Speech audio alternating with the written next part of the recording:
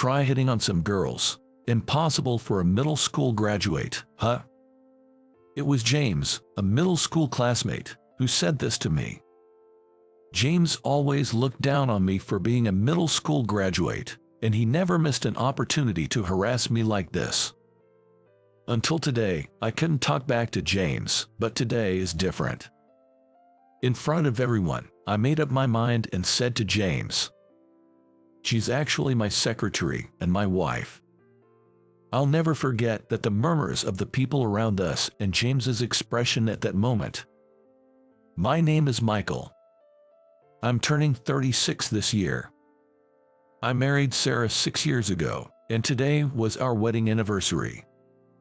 I met her at work. She's kind, independent, and yet stunningly beautiful enough to turn heads. I often think she's too good for me. When I get home, there's always a warm meal waiting for me, and the house is spotless, down to every corner. I have such a perfect family life and a fulfilling job in logistics. Though the early days were tough, I've come a long way. I lost my father when I was in the 7th grade of middle school, and then my mother collapsed from overwork. There wasn't much I could do back then, but by working right after graduating from middle school, I managed to support my mother somehow. I had a dream university I wanted to attend, but my situation made it impossible. The thought of working right after middle school was unimaginable, and despite being discouraged by everyone around me, my determination to support my mother got me through it.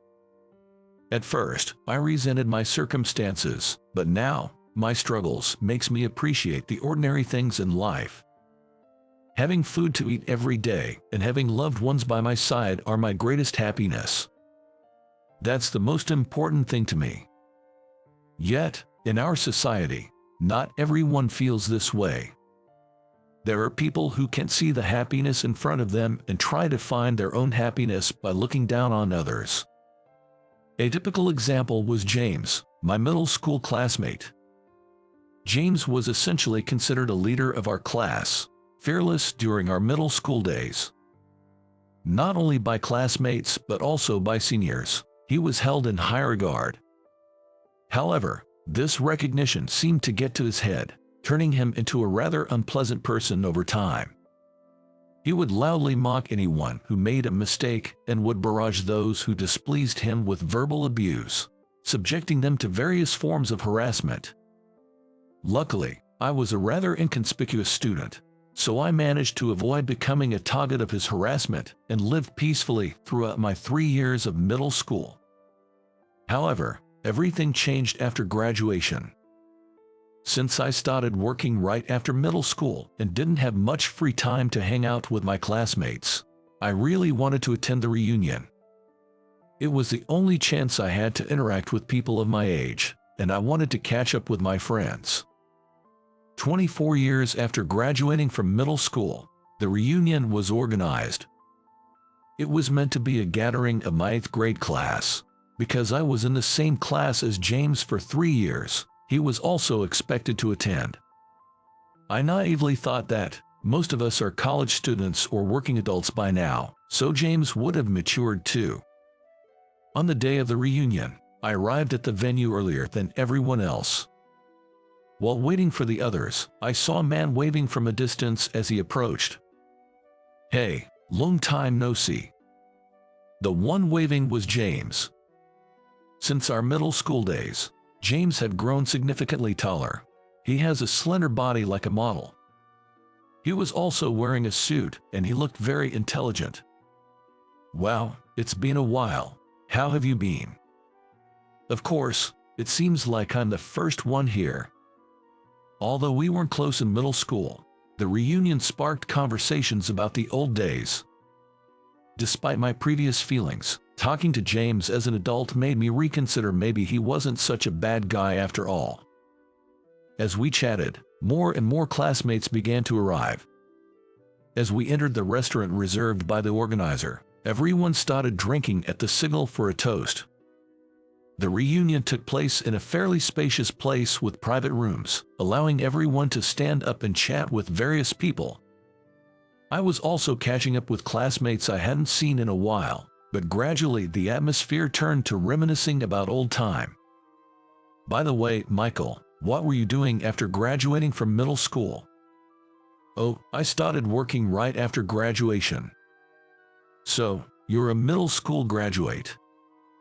Actually, this wasn't the first reunion for our 8th grade class, but it was my first time attending. Therefore, almost no one knew what I had been up to since graduating from middle school. And the moment I mentioned I was a middle school graduate, James looked at me with a smirk. Being a middle school graduate is pretty bad, isn't it? We live in an era where educational background is highly valued.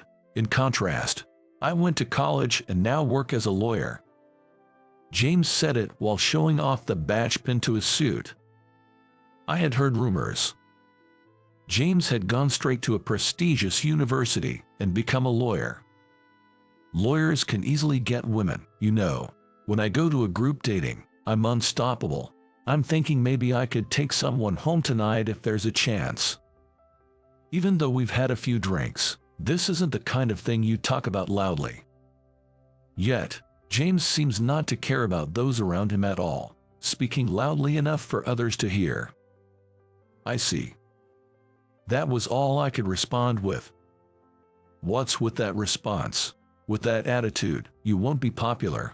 I mean, being a middle school graduate, you can't be popular anyway.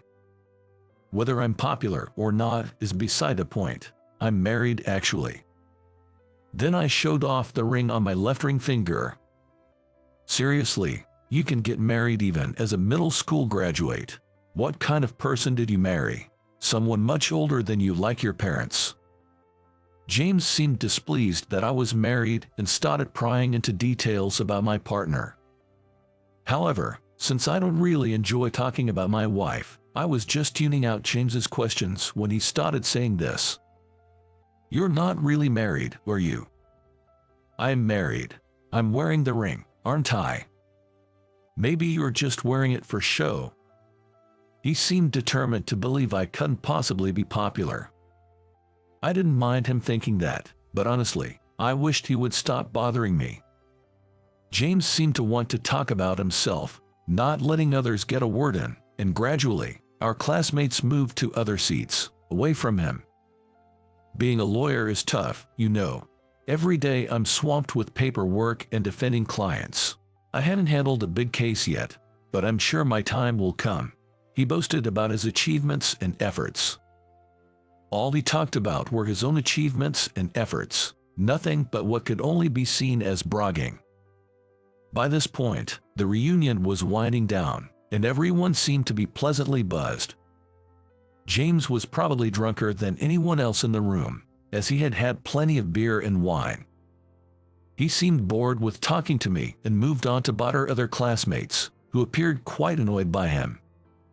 As the reunion came to an end, and we were all too tipsy to notice much, we left the restaurant. I followed my classmates out of the restaurant, and there was a car parked in front of the store. It was a large car, the kind that's referred to as a luxury vehicle, and it was drawing the attention of all my classmates. Wow, that car is amazing. Definitely a luxury car. What kind of job do you need to have to drive something like that? Then, the car door opened, and a woman stepped out. The woman had slender legs peeking out from her skirt, and long hair that flowed down to her waist, fluttering in the wind. The moment she stepped out of the car and took off her sunglasses, she revealed striking eyes that commanded the attention of everyone present. A truly beautiful woman. Whoa, that beautiful lady. I've never seen someone so gorgeous before. While my classmates were buzzing, the woman looked straight at me. Wait, is she looking at me? Could she have fallen for me? I doubt that, I replied. Don't be a buzzkill, and you, try hitting on her. Impossible for a middle school graduate, huh? It seems the word middle school graduate has become material for James to mock me with, and I've lost count of how many times he's said it just today. James is looking at me with a smug expression, nudging me in the ribs with his elbow. This reunion alone had given me more than enough unpleasant feelings. Moreover, Due to him not having any cash on hand, I somehow ended up covering James's expenses. The alcohol made me bold, and I found myself saying something unexpected. "She's my secretary and wife, you know." The moment I spoke, James's eyes widened in disbelief, looking at me as if he couldn't believe what he was hearing. "What are you talking about? That joke isn't funny at all. There's no way someone like you could have any connection with such a beautiful woman. If you think it's a lie, you can ask her yourself." "Humph. Instead of that, I'll go and hit on her. Just watch, I'll definitely succeed." Ignoring my words completely, James walked towards the woman. He should have stopped, but why is he so confident in himself? Thinking James was foolish, I decided to watch how things would unfold. "Hey, gorgeous, what are you doing here all by yourself? What's your name? Are you talking to me? There's no one else as beautiful as you here. You were looking at me the whole time, weren't you? Perhaps it was love at first sight. Indeed, beautiful women know how to choose." The woman, with a troubled expression, conversed with James. "I wasn't looking at you, I was looking at my husband." "Husband? You mean you came to pick him up from the reunion?" "Yes, that's right." It seemed James was becoming a nuisance, and the woman's responses gradually became more curt. Feeling sorry for her, I decided to intervene. "Sarah, thanks for picking me up." James turned around to look at me, then back at the woman, his confusion evident. "What do you mean, Sarah? Explain this." "Like I said earlier, she's my secretary and wife." "Your wife, and she's also your secretary?" James's face said he couldn't understand, which wasn't surprising. I had told him about being a middle school graduate, but not about my current job. "I work in logistics, but a few years ago, I started my own company." That was before marrying Sarah, so it's been almost a decade. At that time, I was only 26, when most people were just getting accustomed to their jobs. However, I had been working earlier than anyone else and wanted to achieve something bigger. Using the knowledge and connections I had accumulated, along with my savings, I launched a shipping company. It was challenging at the start, and I couldn't afford to hire other employees, but I managed to keep it going, and now we're successful enough to employ staff. Sarah was hired as a secretary, but as we spent more time together, our relationship deepened, leading to marriage. That's why she continues to work as my secretary, even after our marriage. I explained this to James, but he seemed unable to believe it. He couldn't imagine that the guy he mocked for being a middle school graduate owned his own company. And he must not be able to imagine that the beautiful woman that everyone looks back at was my wife. "Come on, if you knew I was in trouble, you should have come to my rescue sooner." Sorry, I just wanted to tease a bit. Shall we go now?" With that, Sarah and I got into the car. While James and the classmates looked on in astonishment, I waved goodbye. On the way home, I told Sarah about everything that happened at the reunion, and it seems she already dislikes James. "What's with that guy? Behaving too close and familiar for someone I just met. Was he always like that?" "Yeah, he hasn't changed much from back then." "Well, I'm glad you're not friends with someone like that." Sarah doesn't like people who are too close or overly familiar, like James. Feeling guilty for not helping her sooner, I bought her favorite cake on the way home. When we got home, I was bombarded with messages from classmates asking about what happened, keeping me busy with replies. James also sent a message demanding an explanation, but I had nothing more to say and preferred not to talk to him, so I ignored it. And so, the busy days continue. Rather than saying the reunion was fun, I was a bit worn out from James's constant snide remarks. However, if there's another reunion, I'm sure I'd attend. But with work being so busy, I almost started to forget about the reunion altogether. A year had passed since the reunion, and finally, I could take a breather. leading to discussions about going on a trip with Sarah. Since founding the company, taking a long break had been impossible, likely leaving Sarah feeling lonely. The company had grown to the point where it could operate without me, employing about 20 staff members. It's been a while since we've gone on a trip. I'm so excited. There are so many places I want to go. It's hard to choose. Since we took about a week off, we could go anywhere, which made choosing a destination difficult due to the abundance of options. Eventually, we decided on Mexico, as per Sarah's request. We carefully selected the places we wanted to visit and decided to prepare thoroughly. Since both Sarah and I tend to forget things easily, neglecting to prepare in advance would lead to trouble later.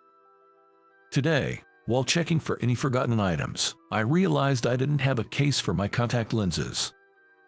Though cases can be bought at stores at the destination, a non-disposable case seemed more practical for a long stay, prompting me to rush to a nearby store. That store has everything, and I thought of buying a sleep mask for the plane ride. As I was thinking about this, I quickly arrived at the store. Upon entering, I found it bustling with people and shelves lined with a wide variety of products.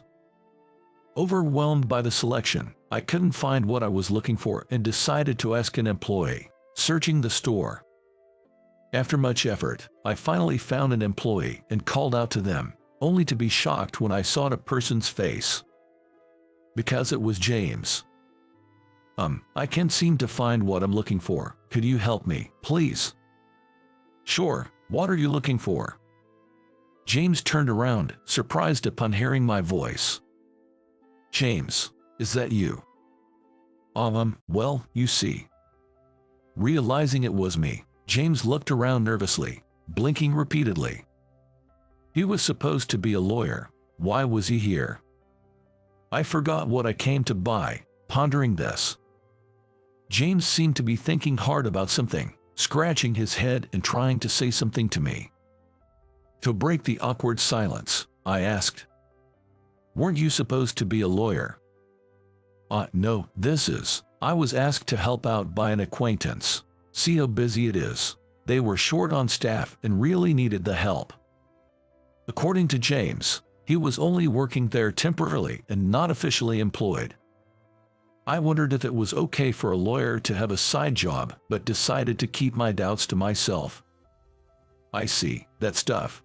I never thought you'd be the type to help out like this. Haha.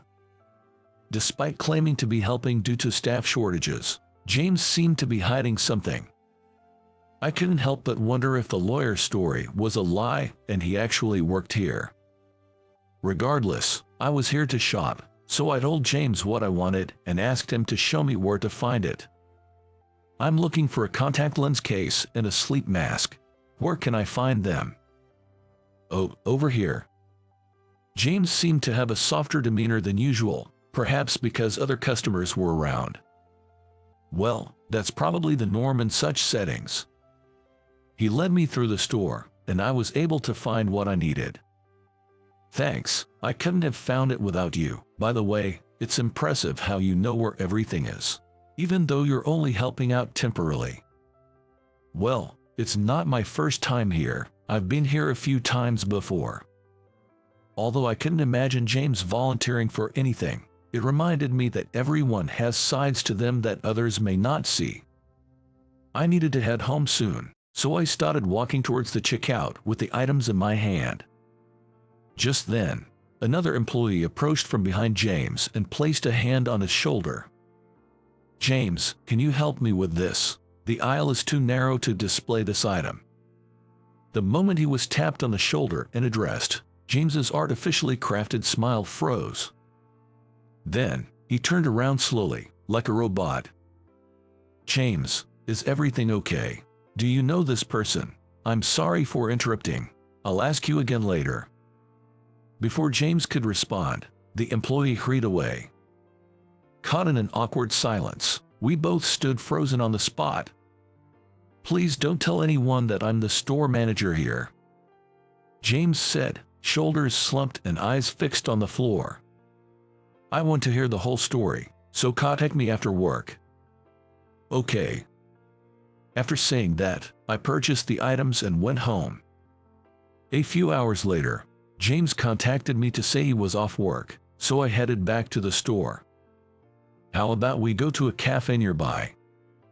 I suggested to James, who was waiting, and we entered a cafe in the same building.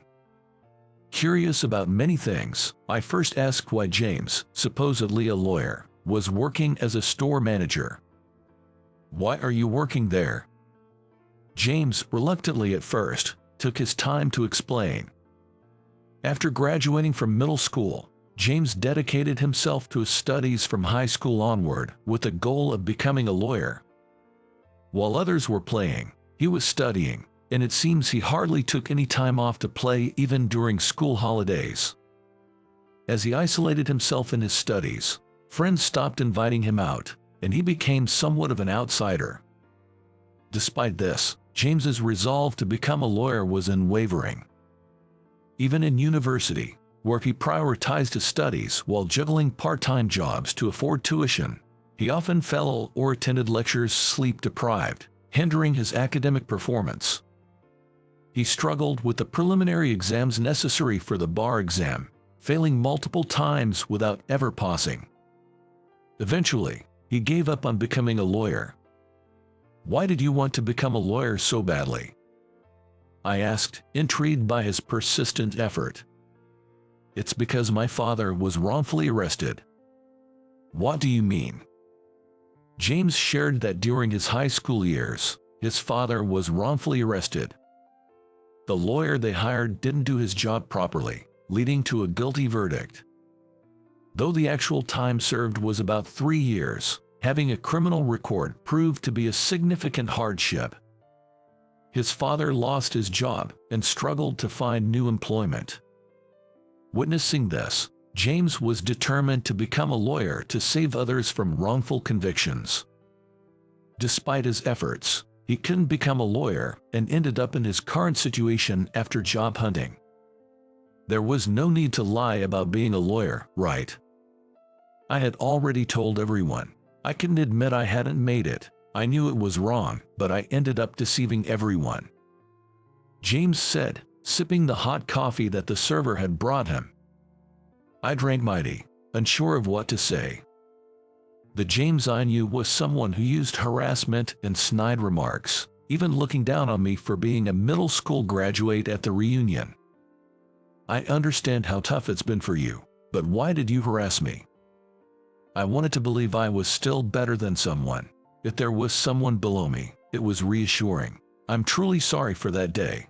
I won't ask for forgiveness, but I regret it." James apologized sincerely, leaning on the table in front of him. Owning a company, I believed I had a talent for seeing people's true nature. Yet, seeing James apologize deeply made me question that confidence. I might have been overconfident in myself. "Stop apologizing. I'm not bothered by it anymore. Just live without lying from now on." "I will." We talked a bit more and parted ways after about an hour. Later on, James shared his true situation with our classmates. They were shocked and confused by the deception but appreciated his honesty. Some who had disliked James now wanted to get closer, understanding his circumstances. Just when it seemed things were settling down, James faced the worst situation. He was laid off.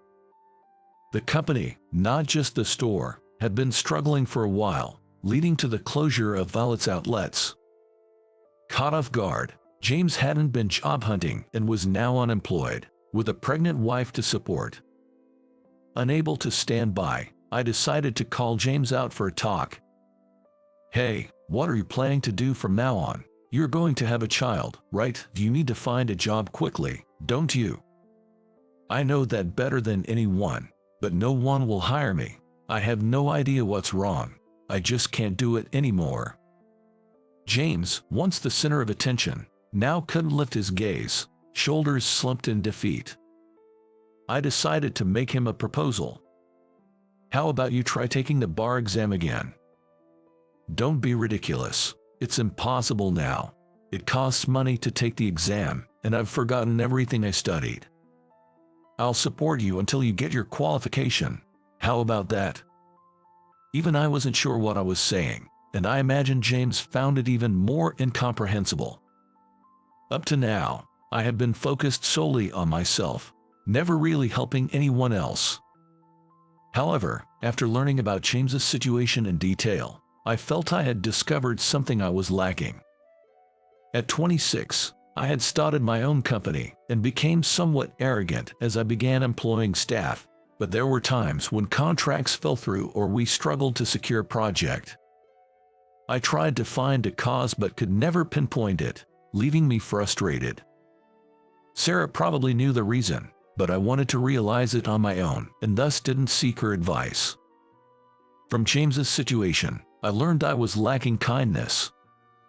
Focused primarily on profits, I had forgotten to be considerate of others, resulting in unstable business relations and unsuccessful endeavors. I realized something thanks to you. You can do more, James. With a chance right in front of you, is it okay to give up here? After pondering for a while with his head in his hands, James finally muttered softly, "All right, I'll give it another try." From then on, James dedicated himself to studying for the bar exam. I provided the necessary funds for the qualification and minimal living expenses. Friends asked me the reason I went to such lengths. Indeed, we weren't particularly close. In fact, I think I disliked James.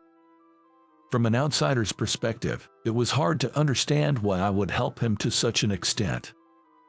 Certainly, realizing something important for James played a part. But there was another reason. My parents had also been falsely accused once. I had never told anyone, but my father worked as an accountant. During his tenure, an embezzlement case occurred. My father, responsible for money management, was the first to be suspected and spent some time away from home. I was only a primary school student but understood that we were caught in a serious situation. The stress from that time caused my father to collapse, and he never returned home. Seeing my past in James, I couldn't help wanting to assist him. My father was irreplaceable to me. Despite being busy, he found time to play with me, and we never struggled financially until his passing.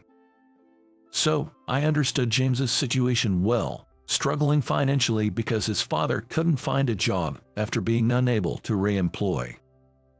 Eventually, James passed the preliminary examination with great effort, and he smoothly cleared the bar exam as well. On the day the bar exam results were announced, James was the first to contact me. "Hello, is this Michael? I did it, I finally passed. It's all thanks to you." "That's great, really great." Despite being adults, we both ended up crying over the phone. I remember going to a bar afterward and drinking a lot.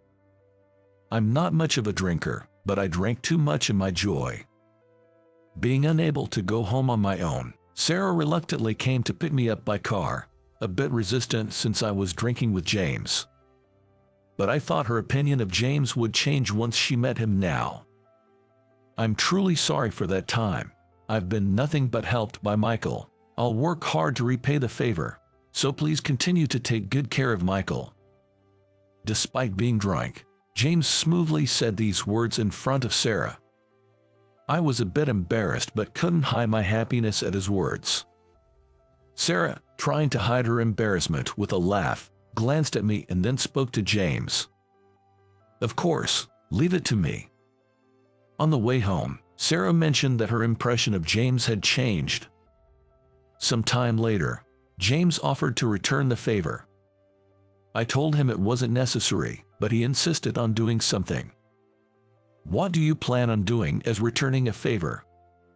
Aren't you currently in trouble because you don't have a lawyer?" I heard from Sarah. When did she?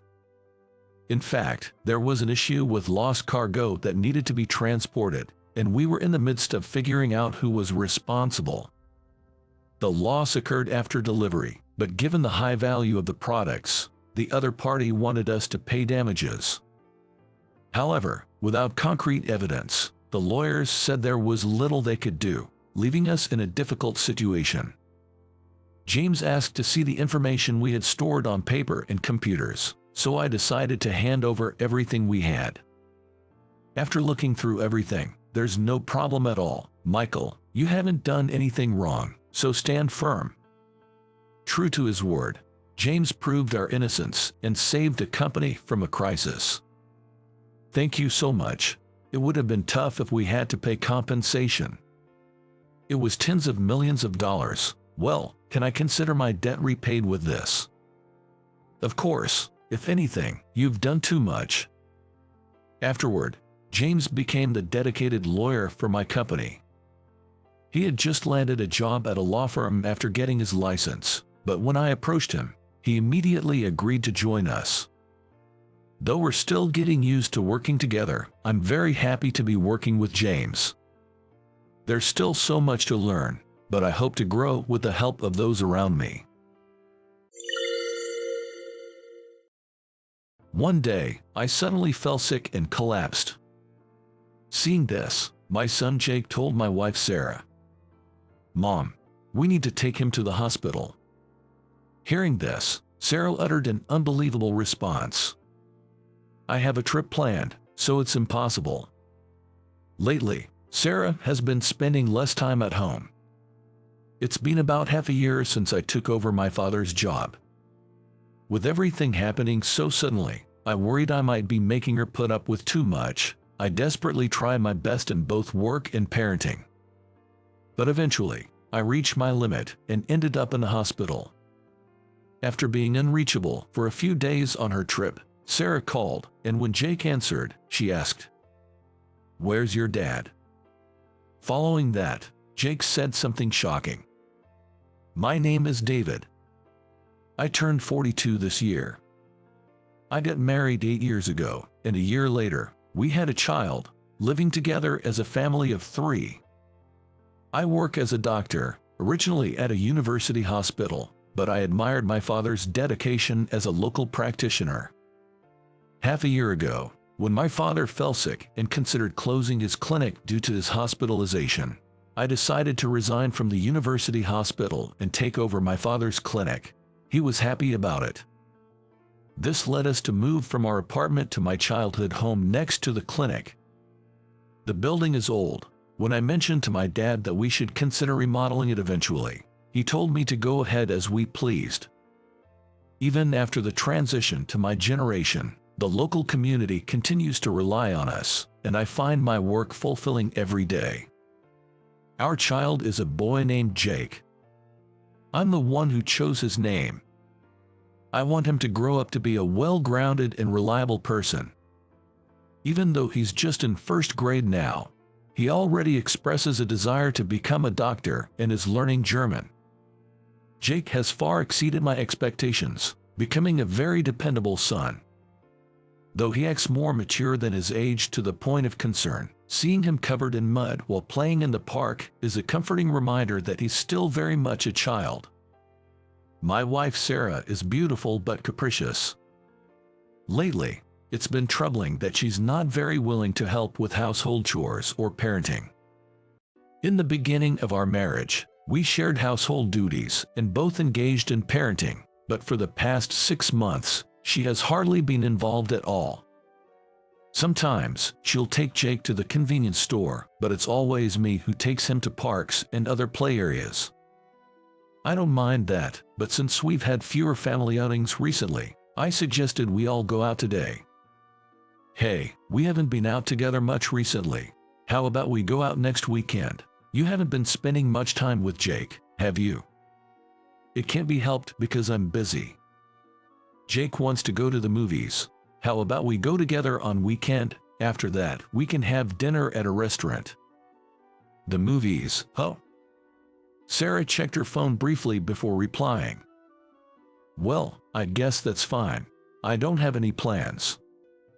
Great. Jake will be so happy. Thank you. I'm going to take a bath and head to bed. Okay, got it. Sarah left the living room with her phone. I really want to talk more with Sarah. I want to go out and do things together like we used to. We used to talk about the future and go out together. But today was good. I'm honestly surprised because she usually declines my invitations.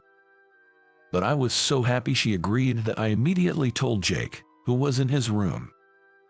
On weekend. Jake, are you ready? Yes, all set. I'm ready anytime.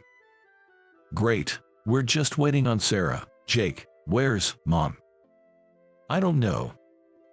Ever since Jake started elementary school, he wanted his own room, so we've all been sleeping separately. I knocked on Sarah's room door but got no response. I knocked again and slowly opened the door. Sarah, are you here? When I opened the door, Sarah wasn't there. Maybe she's in the bathroom. Just then, my phone rang and it was Sarah. Sarah, what's up with the call? Sorry, but I can't make it today. Something came up at work. What? You didn't mention that yesterday. That's because it came up suddenly. Just go to the movies, the two of you. It's not a problem even if I'm not there, right? Bye. She said hurriedly, and then hung up. Seriously, I thought we could all go together. Dad, what's wrong? Where's Mom? Mom has to work, so it'll just be the two of us. Okay, I understand.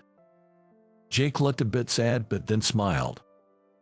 I felt sorry that he was looking forward to it, but let's make the best of it, just the two of us. All right, Jake, let's go. After the movie, how about we eat your favorite hamburgers on the way back? Yes. We packed our bags and drove to the station where the cinema is located. Several hours later. Did you have fun, Jake? Yes, it was fun. Thanks for today, Dad. Sure, let's go again sometime. When Jake and I returned home in the evening, Sarah was already back. We're home. How was your day? We ended up going to the park and other places in the afternoon, so sorry we're late. It's fine. Sarah responded indifferently as usual. Jake then quietly approached her. Here, this is a gift for you, Mom. Saying so, he took something out of his backpack. What is this? Today, there was a keychain making workshop, and I made one for everyone. This one's for you. Saying that, he handed her a white star-shaped keychain. Before going to the park, we stopped by a craft workshop nearby, and Jake wanted to try it, so he made keychains for all three of us. By the way, Jake's was green, and mine was blue. Sarah took the gift from Jake. It turned out well, didn't it? It was then that Jake said with a happy face, "Well, I don't think I'll wear it, but I'll keep it for now. I'm tired, so I'll be in my room." Saying so, Sarah left the living room. Sarah. I couldn't stand her manner of speaking and followed her. Sarah, wait. Jake made it with so much effort. You shouldn't speak like that. I said in a voice that Jake couldn't hear. I didn't say I didn't want it, did I? Sarah, can't you spend more time at home? There are things I want to talk about. I've told you before, I don't want to stay in this old, moldy place. Why did you quit the university hospital? That's because. I tried to talk, but Sarah locked herself in her room. Sarah seems to dislike the fact that I decided to move here. I begged her to come, and now we're here. I understand that I'm asking for her patience, and I want to discuss it, but this is the situation we're in. Even if she doesn't like it, she didn't have to say that about something Jake worked hard to make. With mixed feelings, I returned to the living room where Jake was. Maybe I should have chosen something different for Mom. Jake seemed a bit down. Jake, Mom is just tired from work. I will put it on my work bag. What about you, Jake? I think I'll put it on my backpack. Jake smiled brightly. Sarah's attitude must make him feel lonely. It wasn't like this before.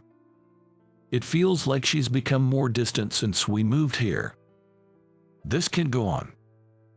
I need to have a proper talk for Jake's sake. A few days later, when I finished work and returned home at night, Jake was waiting while watching TV. "Sorry I'm late, Jake. I got caught up talking with a patient. I'll make dinner right away." "Dad, how was your day?" "It's okay. Oh, I folded the laundry for you." "Wow, thanks, Jake." Jake often takes the initiative to do things like laundry and vacuuming. I only let him cook when I'm with him, as it's still dangerous for him to do it alone. Jake is really becoming responsible. "Dad." "Oh, sorry, I'll get ready now." "I can help you, too." After putting down my things, Jake and I started preparing dinner together. "What do you want to do tomorrow, Jake? I have the afternoon off, so we can do anything you like." "All right, I'll think about it."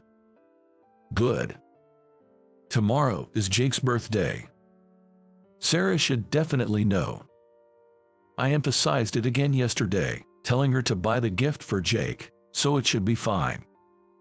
Of course, I've prepared something too, but I'm worried if he'll like it.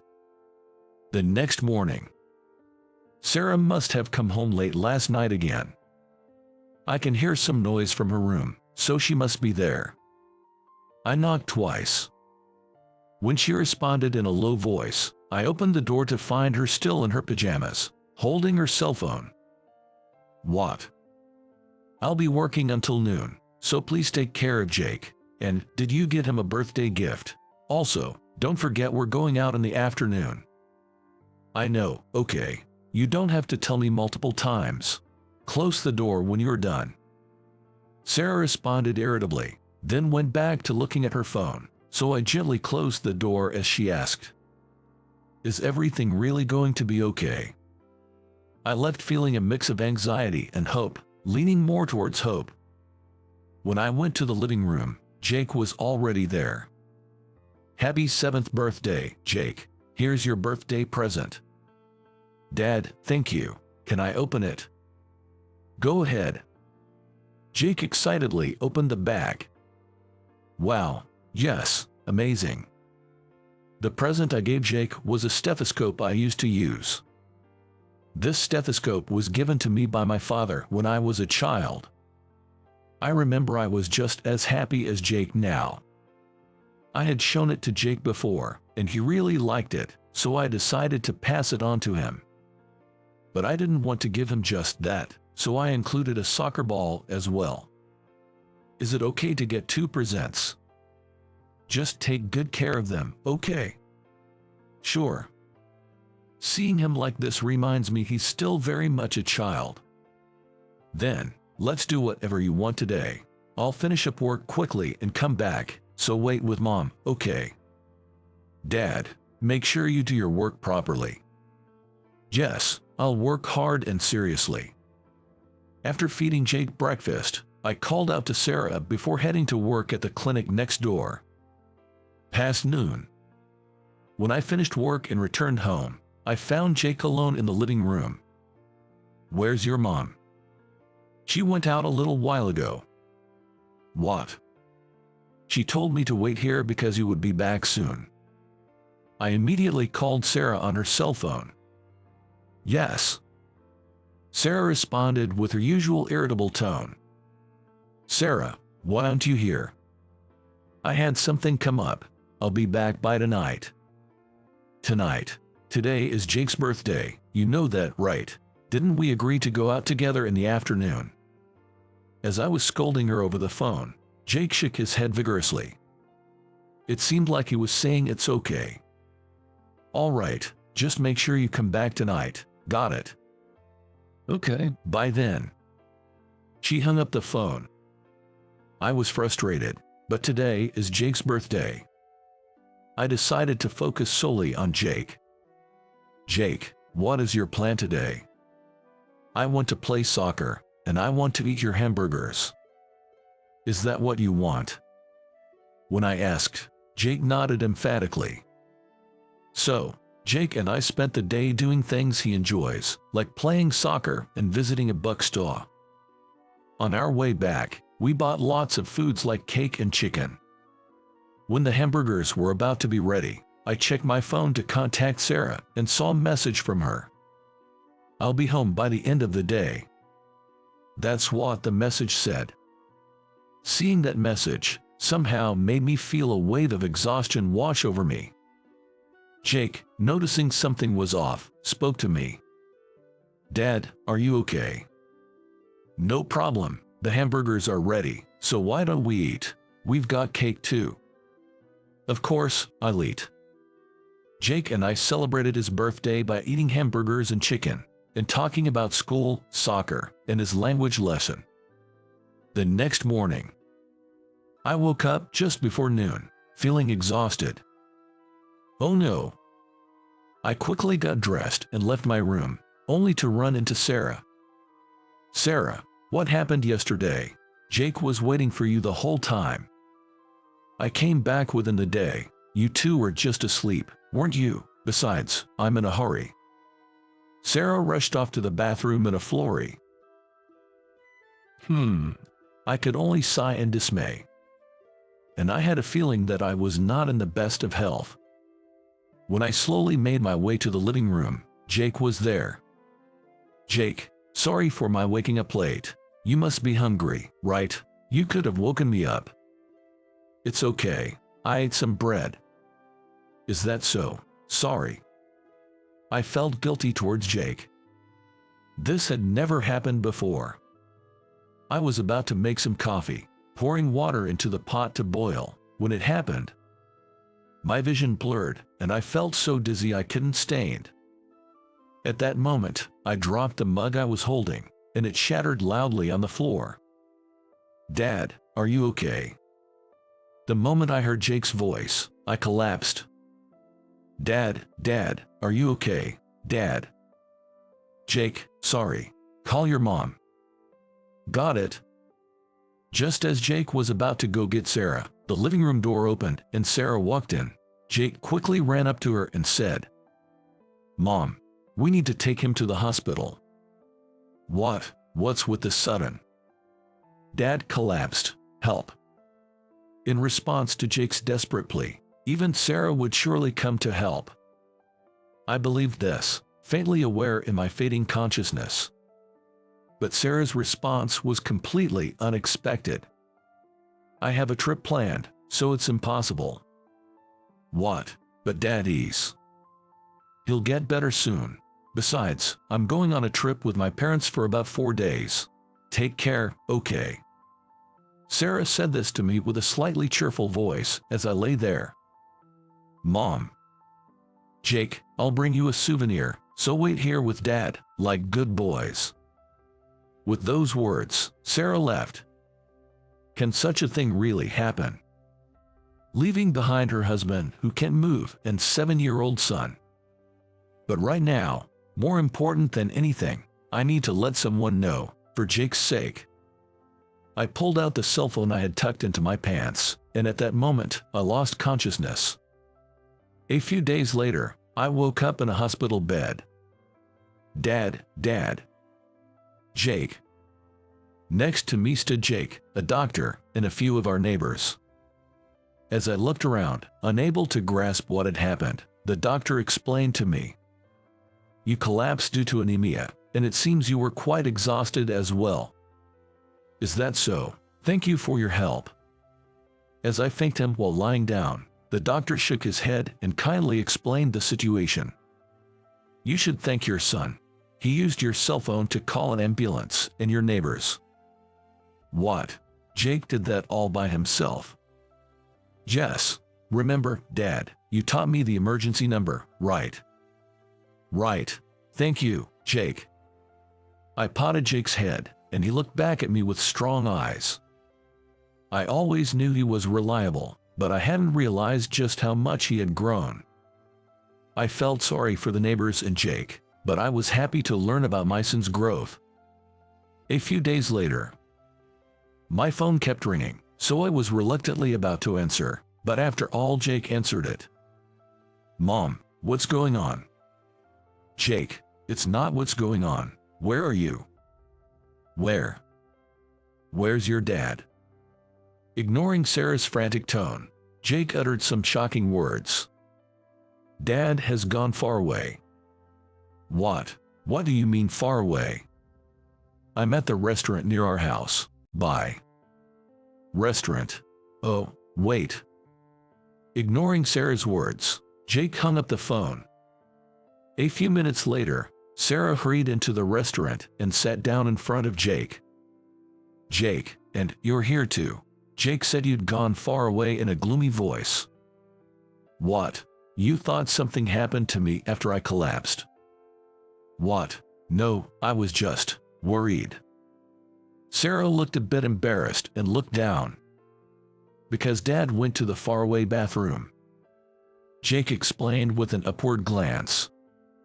Really? You're so confusing. But more importantly, the house. Why is our house gone? Sarah's panic was not just because she thought I had disappeared, but also because the house we had lived in was gone. Actually, I had been considering remodeling our house for some time. However, after discussing with my hospitalized father, we decided it would be better to demolish it and rebuild entirely, and he agreed, so we proceeded with that plan.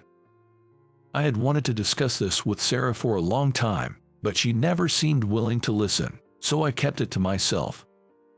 Well, it's going to be a new house. Amazing. You should have mentioned it. I'm totally surprised. Sarah, you are hardly ever home, right? Plus, didn't we discuss rebuilding the house someday when we moved here? Did we? So, when will it be ready? Sarah looked at me with a happy face.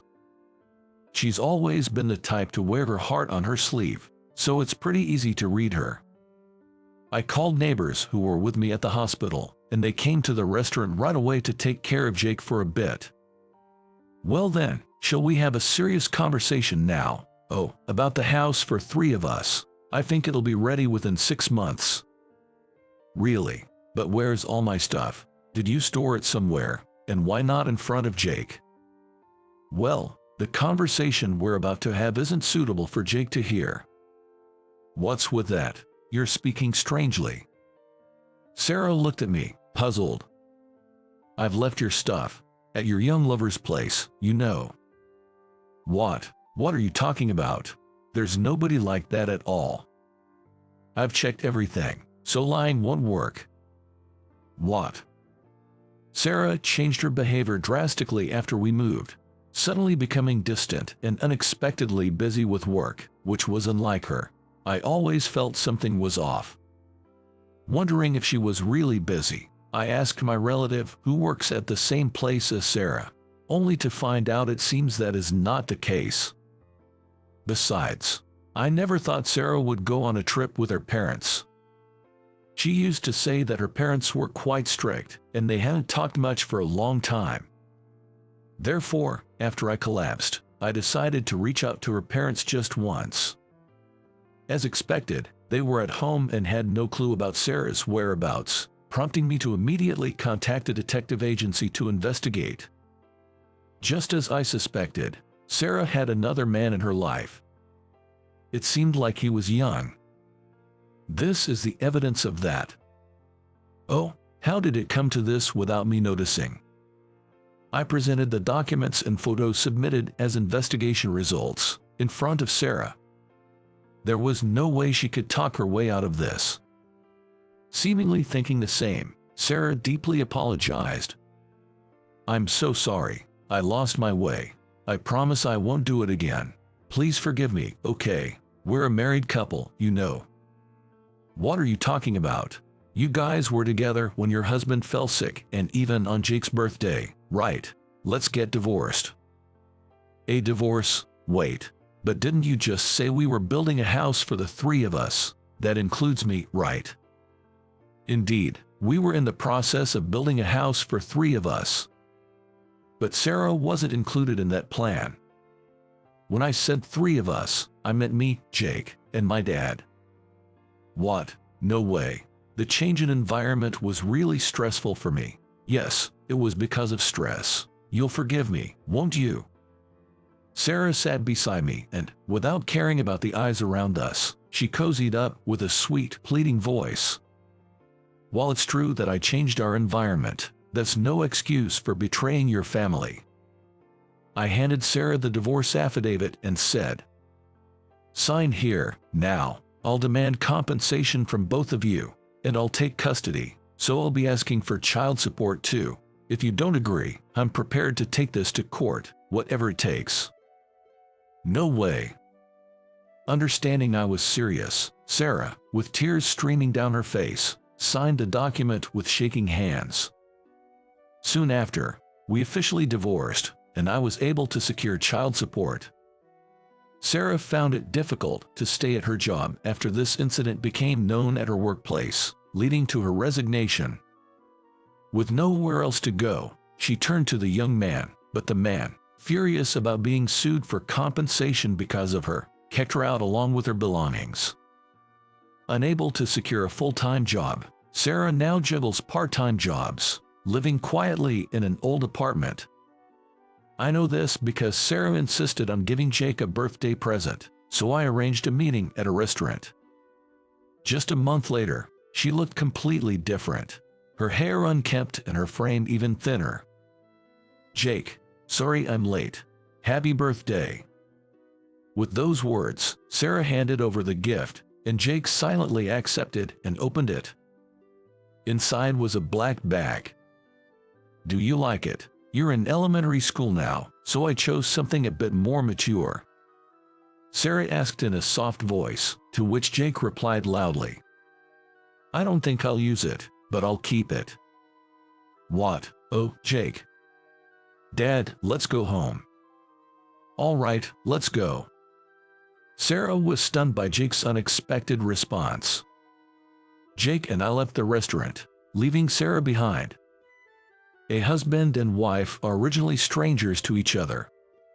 When two such people marry and have children, living together, there will inevitably be many things that don't go as planned. This made me think anew that couples and families must help each other to continue.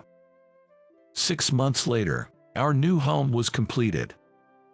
My father was discharged from the hospital and seemed to be in good health. Wow, it's beautiful. Yes, I'm glad we decided to build a new house. From now on, it will be just the three of us men living together. There might be challenges, but believe we can live by supporting each other and working together.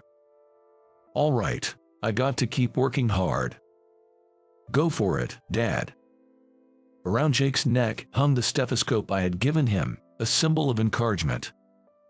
I made a firm pledge to myself to continue working with pride and compassion in my medical profession, to be a doctor and a father Jake can always rely on, instilling in him the belief that a career in medicine is noble.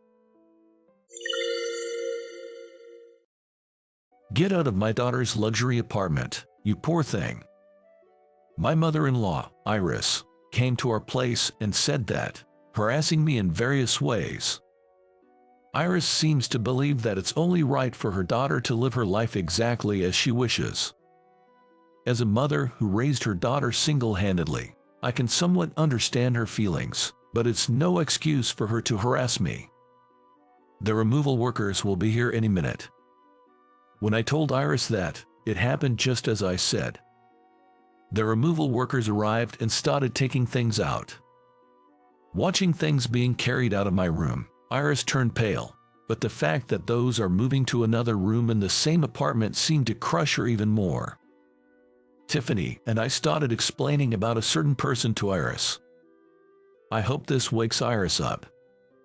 My name is Michael Johnson. I'm a 38-year-old man with a decent fortune. Growing up, my family was quite poor, so having 3 meals a day was nothing but a dream. I only have painful memories of the times when the delicious smell from the neighbor's house made me realize it was mealtime. As a child, I used to blame my parents, wishing I was born into a normal family. Looking back, I realize it was cruel, but I was just a kid who couldn't yet understand other circumstances. Normally, I would have expected a scolding for such remarks, but my parents never got angry with me. Instead, they would often hold back from eating food so that they could give more to me. The memory of how thin they always looked makes me feel sad every time I think about it. "Eat up and grow big, we're fine," my dad would say. "Don't worry about anything, Michael. It's a parent's wish to see their child healthy and growing," my mom would add. By the time I was in high school, I wanted to repay the unconditional love they had shown me. But there's only so much a child can do. I tried working part-time jobs at convenience stores and delivering newspapers, but it hardly made a significant impact. So, I spent a lot of time thinking and planning for my future and work, learning from others and researching on school computers. The reason our family was poor was that both of my parents had become sick. They demonstrated leadership in a low-wage work environment, working too hard for the sake of their colleagues. As a result, they became unable to work and lost their income. Afterwards, they managed to get by on their savings, but I knew I couldn't let that cycle repeat with me.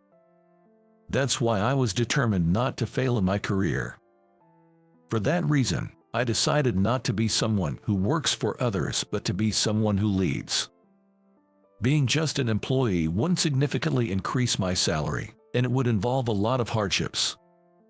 While some might find fulfillment in such work, and I don't mean to dismiss them, I had to aim higher for my parents' sake, so I chose to start my own business and employ others.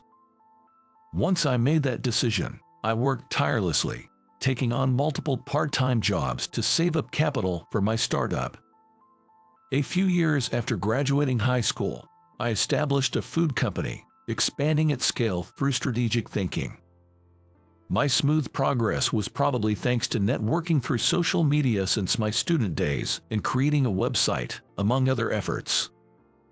Though there were tough times, my company grew steadily. By carefully researching and catering to current trends like natural ingredients and health consciousness, I guess I've become quite successful. Now, my company has grown to such a scale that there's hardly anyone in the area who doesn't know about it.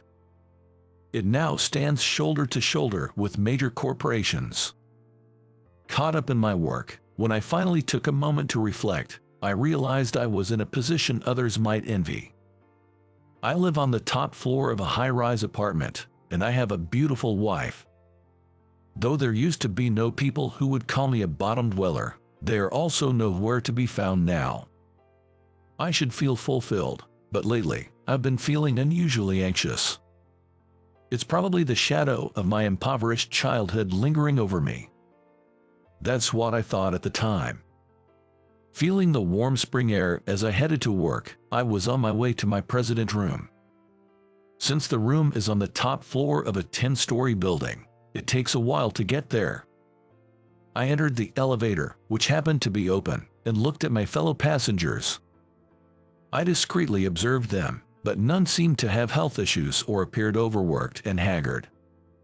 As a president with the power to direct others, I never wanted to manipulate people at will. Considering the motivation behind starting my business, it might seem more profitable to let employees work hard, like horses pulling carriages, without regard to their personal circumstances. However, making others unhappy to bring happiness to my parents wouldn't please them at all. My parents always put others before themselves, so they would be devastated if the company I run turned into one of those notorious sweatshops.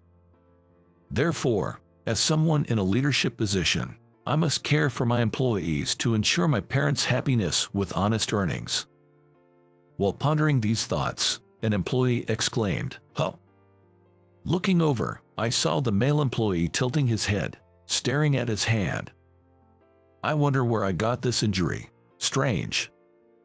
Observing the back of the young male employee's hand, there seemed to be a red line as if scratched by something. Perhaps the wound had opened while he was walking, as a bit of blood was starting to seep out. Seeing this, I took a handkerchief from my pocket and handed it to him. "Are you okay? Feel free to use this." "Mr. Johnson, No, it's not a serious injury. Was he lost in thought until now? The man seemed surprised to notice me and hesitated to accept the offered handkerchief. But I insisted, pushing the handkerchief into his hands. A handkerchief is meant for moments like this. It's been feeling neglected since I haven't used it lately. Would you mind giving it a chance to be useful? If that's the case, I'll use it. I'll make sure to return it. Thank you so much. The elevator doors opened in front of the male employee just as he accepted the handkerchief. It seemed to be his floor to get off. After he thanked me and said goodbye, I made sure no one else was getting on before closing the elevator doors. Once I reached the top floor, I headed to the president's room. As I was setting down my belongings and pulling out my work tools, I felt my cell phone vibrate in my pocket. Checking it, I saw a message from my wife, Tiffany. The message mentioned I had forgotten something. I muttered, "Shoot," and scratched my head. I had been working on some documents at home, and in the rush this morning, I must have left them on the table. They were needed for a meeting at noon, so it would be quite problematic without them. As I was typing a message asking my wife to bring them, a second message arrived saying she had already left the house. Tiffany is an amazing wife, far too good for me. She's always attentive to details and provides solid support for others. She's always been that way, even as a child. Living nearby, she would notice whenever I was hungry and would share her snacks or invite me over for a meal with her family's leftovers. This kindness continued even through middle and high school, which is why I proposed, wanting to make such a kind person happy. I confessed my love right after graduating from high school, at a time when I hadn't yet fully escaped from poverty. Yet, Tiffany decided to walk through life with me, which is quite astonishing. I was thrilled she accepted my proposal, but I still wonder why she chose me. I hope she'll tell me one day. While picturing my loving wife's face and checking my schedule, I organized my tasks. I remembered that we had planned a home party in a few weeks, inviting acquaintances, so I needed to start preparing. It will be a fun time, inviting many friends from high school and others I'm still close with.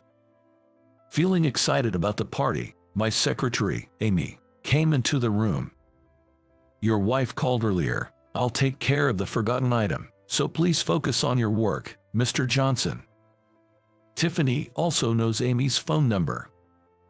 I registered it after my phone was ruined by water damage once.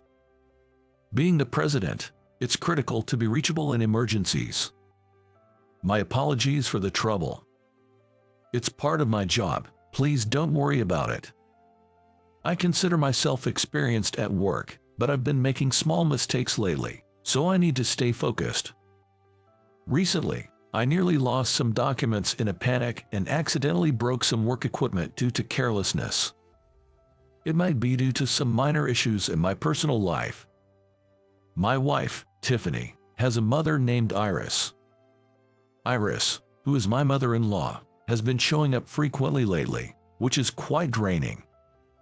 Even when I ask her reasons, she just says she wanted to see her daughter, leaving me uncertain about the correct way to handle the situation, which is the scary part.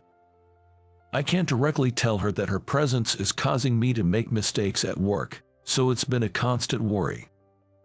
"Mr. Johnson, you're holding your pen upside down." My apologies, I was lost in thought. Since she's Tiffany's mother, I'd prefer to resolve things amicably, but I wonder if my wish will come true. Then, a few days later, while relaxing in a room on an upper floor of the high-rise apartment, Iris paid us another visit. Just the thought of her coming over again so soon was disheartening. Iris tends to fuss over the smallest things.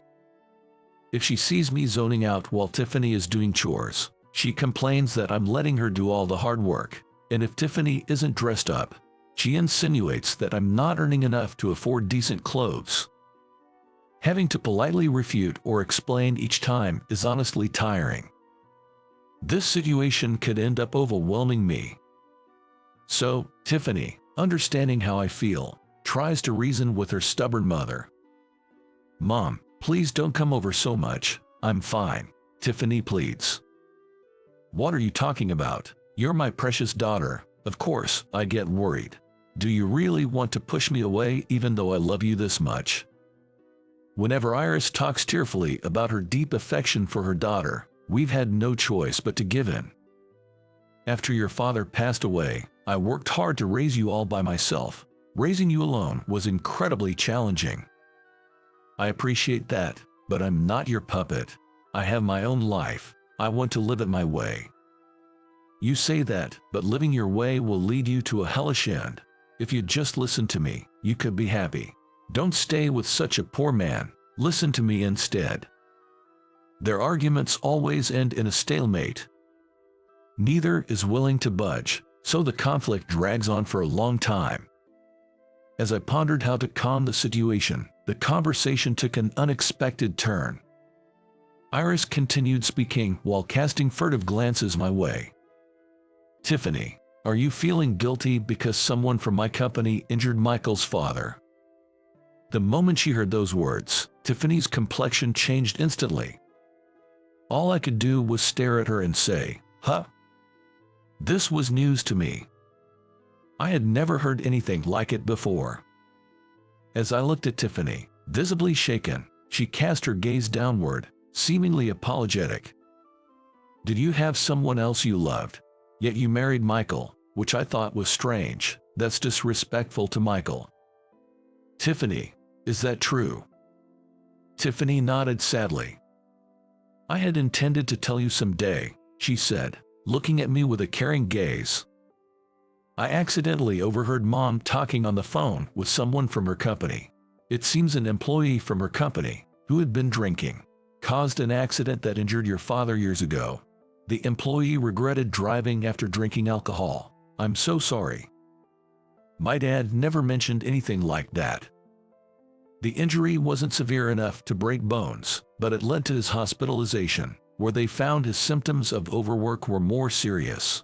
But regardless of the circumstances, we caused you trouble." I reflected on our marriage with Tiffany. Come to think of it, had Tiffany ever really said she loves me? I've told her I loved her, but I'm not sure she ever reciprocated. "So you married me out of pity and guilt, and have been seeing another man behind my back." I felt a mix of understanding and sadness. Despite not wanting to appear weak, tears naturally started to flow. In fact, I knew about Tiffany's infidelity but had been turning a blind eye. Wanting to understand the strange anxiety I'd been feeling lately, I had looked into Tiffany's actions, even though I felt it was wrong. As a result, I discovered that Tiffany had been frequently meeting with the other man her mother mentioned. After being informed of this fact by the detective, I interrupted him as he tried to say more, shutting out any further information. "So I don't know the details about the other man." I had a handkerchief in my pocket, but using it felt like acknowledging the reality that I had cried, which I disliked. "I'm sorry. That's all I can say right now. You must hate me, don't you?" The shock was too great, leaving my mind unable to function properly. There were many things I needed to consider, but I couldn't organize my thoughts properly. So, the words I managed to muster up were few. "I've always seen you as someone precious to me, given all the support you've provided over time. I never wanted our marriage to be based on such circumstances." Whether these were the right words to say or if there were others, I couldn't tell. I tried hard to think, but my mind seemed to have failed me. A dark atmosphere filled the room. Yet, amidst this, Iris, with a smirk, began to speak cheerfully. "It seems I'm in the way. You must have a lot to discuss, so I'll take my leave now." I wanted to hear about it from Tiffany herself, despite having my own thoughts on the matter. I clenched my fists and headed to the entrance to see Iris off. I knew facing her would only upset me more, but I chose to see her off to not forget this feeling. Iris's actions, speaking carelessly about things that would hurt others just because things weren't going her way, infuriated me. As Iris put on her shoes at the entrance, She sneered at me. What a pathetic look. Crying like a child and worrying Tiffany. You're not fit to be a husband. You should just get a divorce from her. Saying this, Iris placed her hand on my shoulder. She kept smirking as if she knew all along what I would do. You must be thinking about revenge or getting back at me, but it's futile. I'm the president of a major company. When my husband passed away, I took over the company, unsure at first, but it seems I had the talent. I've managed to grow the company even more than before. Iris then pressed down harder on my shoulder, saying, "That's why." Her nails dug into my skin, causing me to wince in pain. If you make an enemy of me, someone with wide connections, your company won't survive. You wouldn't want your employees to suffer because of you, would you? At her words, all I could do was clench my fists. How powerless I felt. Unable to retaliate against the woman in front of me. A few days after seeing Iris off, Tiffany and I divorced. However, we couldn't immediately start living separately, so we were still sharing the same room. It was just when work started to get busy, leaving me no time to attend to my personal life. To add insult to injury, a letter from Iris arrived for me. Thoughtfully using the company name, perhaps to ensure Tiffany wouldn't read it. Summarizing the content of the letter, it went something like this. It stated that a person who was once poor will always remain so, and no matter how much he tries to improve his appearance, his true nature cannot be changed. And the final blow was this line. "Get out of my daughter's luxury apartment, you poor person." The straightforward message was infuriating. However, it was only natural that I would have to leave. This is because Tiffany has been paying for most of the rent for this high-rise apartment. Though Tiffany was a housewife, she had a decent income from introducing products on SNS. So, we had agreed that she would pay the rent instead of me covering her living expenses. I had accepted this arrangement, so it was only natural for me to be the one to leave. A few weeks later, as work finally gave me some breathing room, I began the moving process. Packing and arranging for removal workers was challenging, but with Tiffany's help, it went smoother than expected. Our relationship had become strained since then, but we could still talk normally when necessary and had thoroughly discussed our future. Even when she fell ill with a fever a few days ago, we cooperated and took care of each other.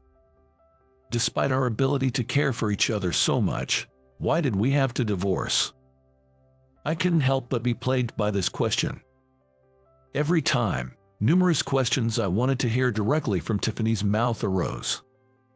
What kind of person did she fall in love with? Would that person genuinely make Tiffany happy? But I was afraid to ask, fearing the answers might reveal someone better than me.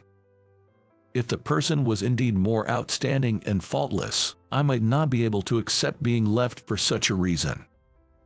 With that in mind, I had no choice but to keep quiet. In the midst of this, just as we were engaged in moving, Iris paid a visit to the house. "So, you're finally leaving this place," she remarked.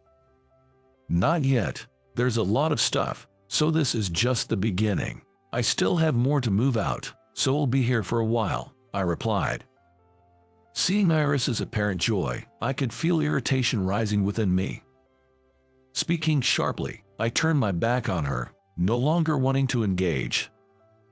However, as she saw the items being moved out, Iris exclaimed, "Huh?" Wondering what could have surprised her, I looked towards the items. They were a collection of jewelry, women's bags, and clothing. "Isn't this Tiffany's stuff? Why are you moving my daughter's things?" she asked.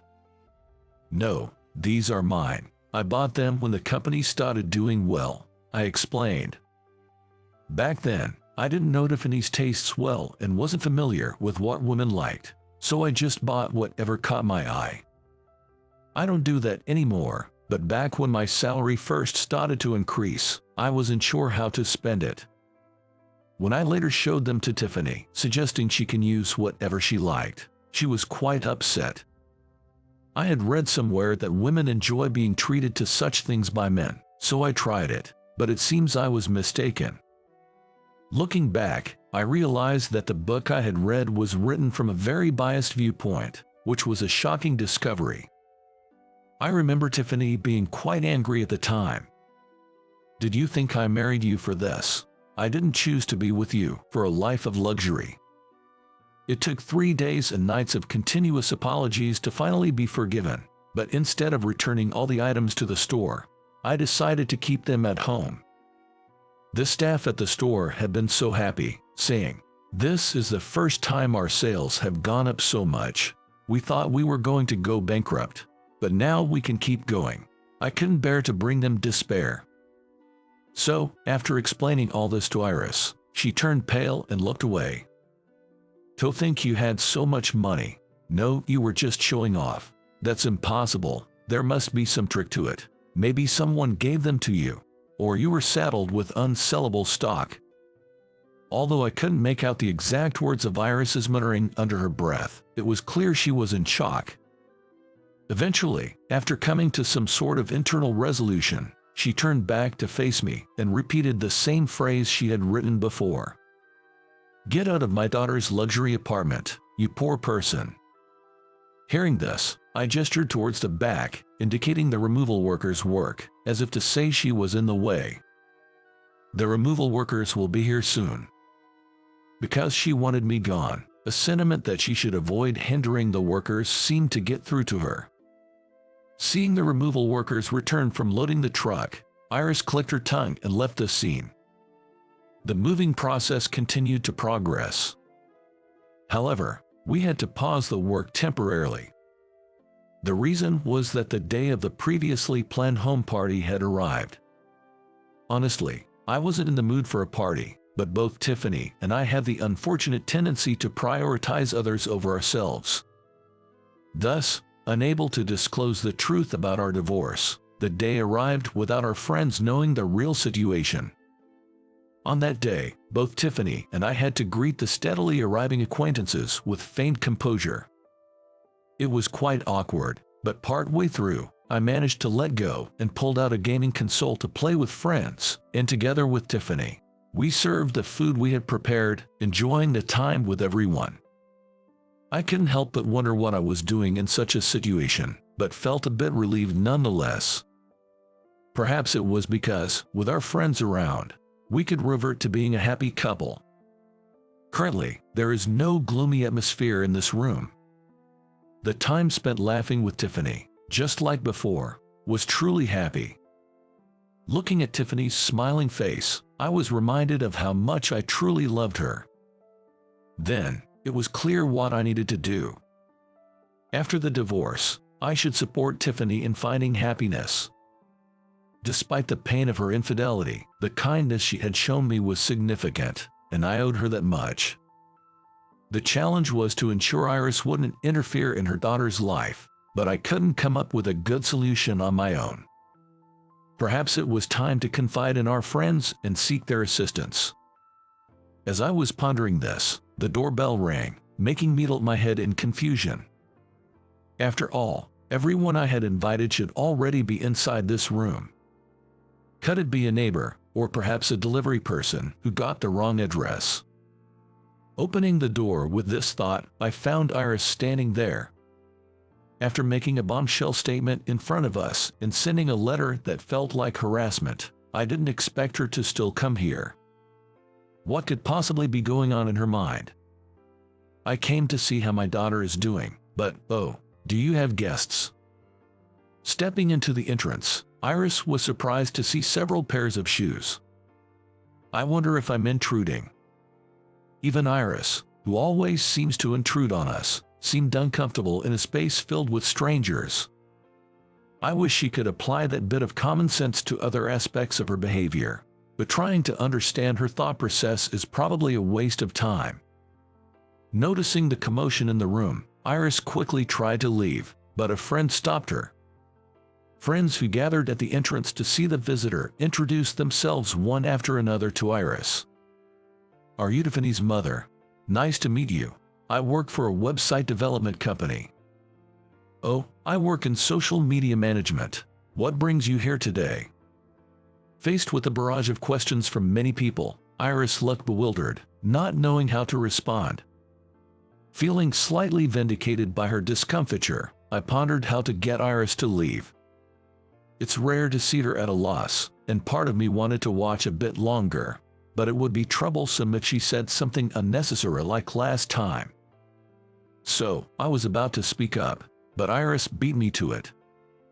"Everyone, I have something to talk about, would you listen?" On guard about what she might do, it seemed she wanted to talk about Tiffany's boyfriend. I and Tiffany know someone named Jake. He's a wonderful person. Wealthy, gentlemanly, elegant, and young in his 20s. He looks like he stepped right out of a movie. Those gathered took her friend bragging as the start of a story, and seemed interested in hearing more, but I thought it best to stop her. Catching a glimpse of me, Iris smirked as if she had something mischievous in mind. She's probably up to no good, so I want to stop her from speaking if possible. I start to say, "Iris, don't you have other matters to attend to?" But she firmly replied, "It's all right. Jake looks great standing next to Tiffany. Look at this photo. Wouldn't you want someone like him as a marriage partner? What do you all think about your ideal spouse?"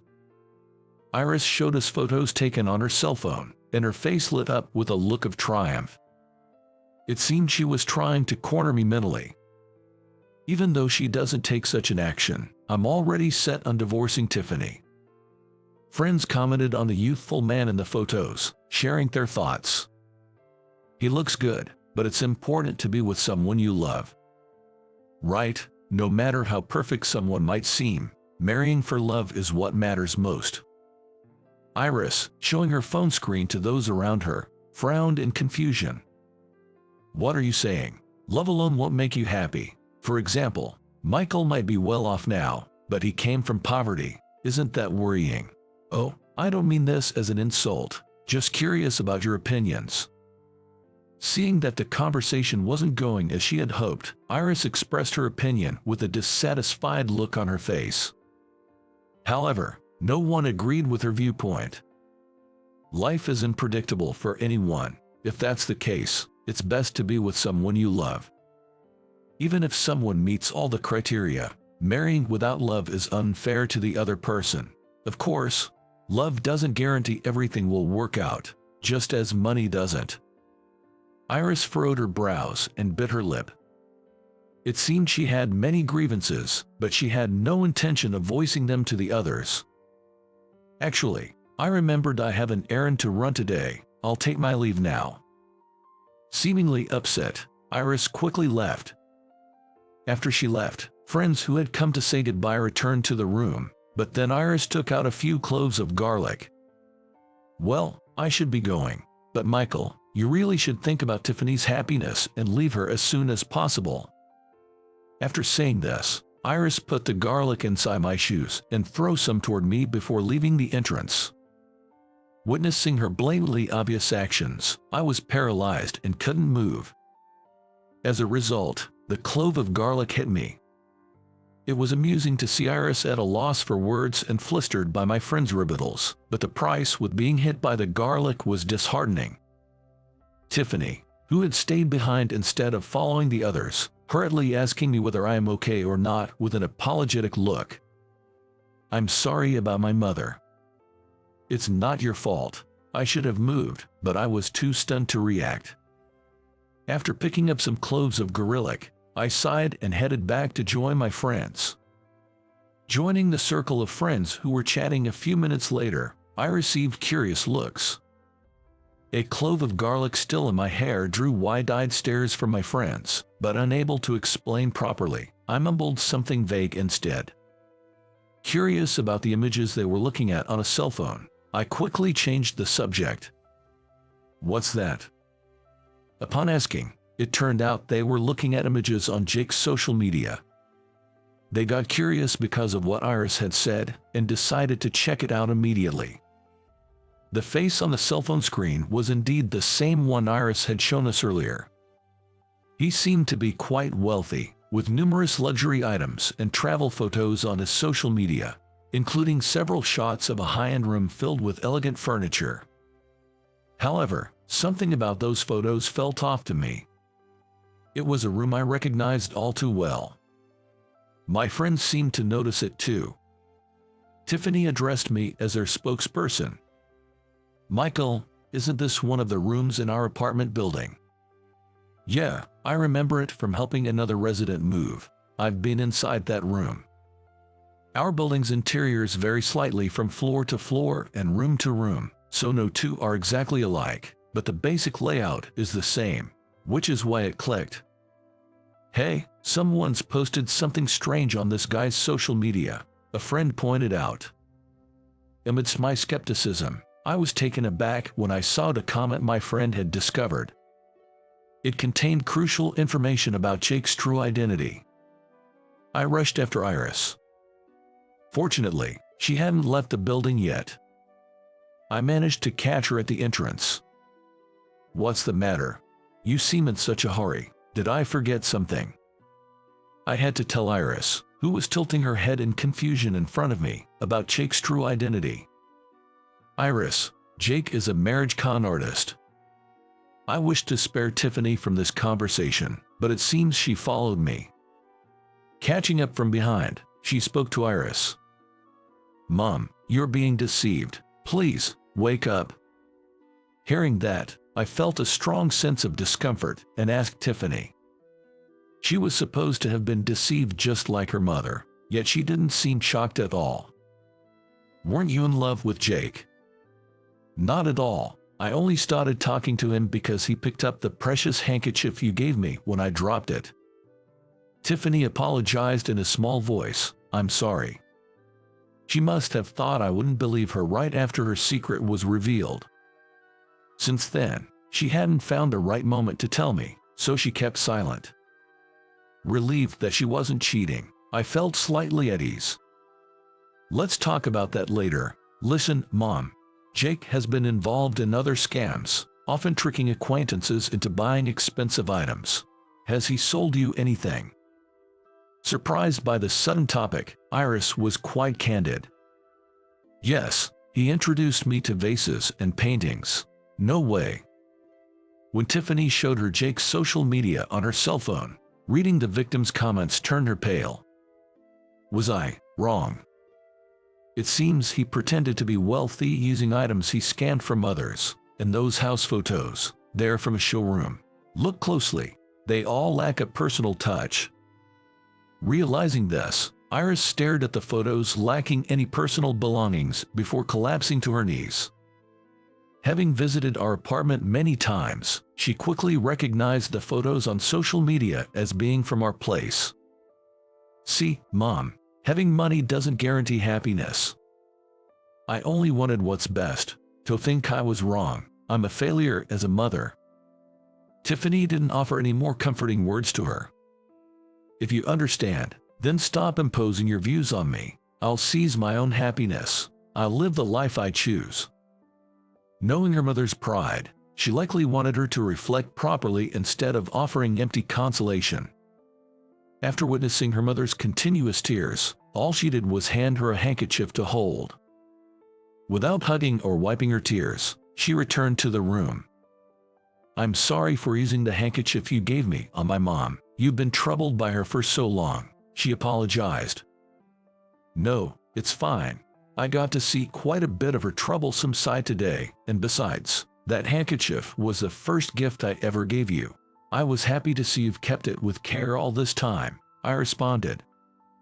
We divorced to live our own lives. Iris's actions may have been the catalyst, but we won't overturn this decision for each other's sake. Tiffany had kept important things from me, and I failed to see through her secrets. Moreover, I even suspected her of cheating. Perhaps our paths will cross again someday, but for now, we must live separately, pondering over the mistakes we've made. Afterward, Iris seemed to return home in a state of exhaustion. Her behavior became unexpectedly subdued in the following days, as if her previous actions were all a lie. Unable to perform her duties as president satisfactorily anymore, it seems she retired. After moving to some rural area, she appears to be living quietly on her own, cutting off interactions with others. Later, we received an apology letter from her. We hadn't replied yet since we're not ready to forgive, but we hope to reach that point someday. Meanwhile, we started living in separate homes. After completing the move and informing our friends about the divorce, I spent my time alone, reflecting on various things. However, that solitude didn't last long. Tiffany joined my company as an employee, so we ended up seeing each other on work days. Our relationship as boss and subordinate was different from before, but those days weren't too bad. I was surprised when she eventually took over Amy's position as my secretary after she left, but even so, we enjoyed our days together. Tiffany, always attentive to details, excelled at supporting others. Mr. Johnson, you have a bird's feather in your hair. Did you help a fallen chick back into its nest like you did when you were a child? Here. It's gone now, she noted. Thanks. I hadn't noticed, but it's surprising you remember something from so long ago, I remarked. Our relationship may have ended, but I cherished every moment spent with you. They are all precious memories to me. Oh, and you're holding your pen upside down, she pointed out. Thus, she continued to assist me in my daily work. On my next day off, I plan to take my parents on a trip. I'm also planning to rebuild their house, which will be busy but something I look forward to. Despite the hardships and pain, knowing that collaboration can help overcome challenges, I decided to always value the connections with others, no matter what form they may take. Stupid brat, just stick to your work. Look at this bus seating chart. You don't have a seat. I submitted the attendance with you marked as not participating. You're better off surrounded by new cars at our dealership, aren't you? I'm pretty thoughtful, huh? During the company trip organized for the new employees, I found out I was the only one without a seat on the bus. When I confronted my manager, Ken, he scoffed and said that to me. I will enjoy it instead of you. To add insult to injury, that's what he said, further shocking me. Since it was too late to make a new reservation to join the company trip, I had no choice but to reluctantly return to the dealership. However, later on at the luxury hotel where the company trip was taking place, the president was frantically asking the arriving employees, "Has anyone seen my son? My name is Kyle. I've loved cars since I was little, just like my father, who was also a car enthusiast. He was incredibly knowledgeable about cars and would always take me for a ride in any car I said, 'I want to try driving that car.' He exposed me to various car models from a young age. I grew up looking up to my father. He taught me about cars, and I eagerly absorbed the knowledge. We visited car museums numerous times, creating many happy memories through our shared love of cars. My love for cars began not just because of my father, but also from the stories he shared about his past. My father grew up with a car-loving father as well. That's my grandfather. In the post-war ruins, the sight of cars zooming by captivated him, symbolizing reconstruction and sparking his fascination with personal vehicles. My grandfather decided he wanted to work with cars and dedicated his life to being a mechanic. Both my father and I were deeply inspired and influenced by my grandfather's way of life. The cars being sold today are becoming increasingly environmentally friendly. Thinking about the future made me strongly desire to work for a car dealership that prioritizes the sale of low-emission vehicles. I believed that by promoting such cars, I could contribute to America's environment in the coming years. In other words, I was excited about the possibility of playing a part in ushering in a new era for cars. As time went by, I went on to study business administration in college. Do you have a type of girl you like, Kyle? A type I like? No, not really. I'm often told that I carry myself with a lot of confidence. A few girls asked me out, and not to brag, but I've been quite popular with the ladies. However, throughout college, I didn't really focus on dating, just concentrated on my studies and part-time jobs. In the lab, my passion for cars shone through in my research on the future of cars and the economy, earning me the departmental award. I simply love cars, and no amount of knowledge ever seems enough. So, it wasn't so much that I couldn't slack off in my studies, I just couldn't. During my part-time job, I spent my days learning the ropes of customer service at a high-end Italian restaurant. Upon graduating from the university, I was hired by a car dealership that has stores throughout the state.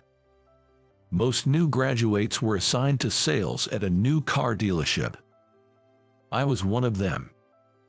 My 4 years of experience in Italian dining greatly benefited my customer service skills, allowing me to dive smoothly into the job.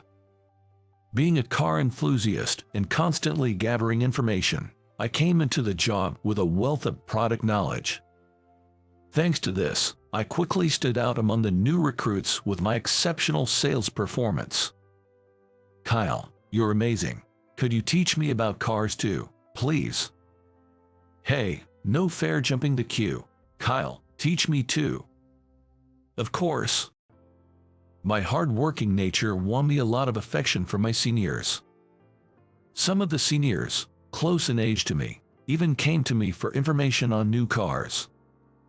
Asking the same questions to a boss might get them scolded, but they could ask me as much as they wanted without any trouble, and they even complimented me on my clear explanations. "Kyle, I heard from the seniors that you're good at teaching. Would you mind teaching me too?" "Sure thing." "Awesome. I'll treat you to something next time." Ellie, who joined the company at the same time and was assigned to the same store, often came to me for product advice. Ellie was particularly interested in environmental performance. But loving cars doesn't mean I know everything. As a salesperson, just knowing about cars isn't enough. I wasn't very familiar with things like installment plans or special credit card benefits, so Ellie and I studied those together, asking seniors when necessary. Spending time with Ellie, it's just so fun. This must be what love feels like. I never knew it could be this exhilarating. As I worked hard alongside Ellie, I gradually developed feelings for her. But I couldn't find the right moment to confess of my love, and we remained just friends. Sorry, I accidentally touched your hand. Did it hurt?" No, I'm fine. Don't worry." There was a moment when our hands touched while studying, and Ellie seemed a bit embarrassed.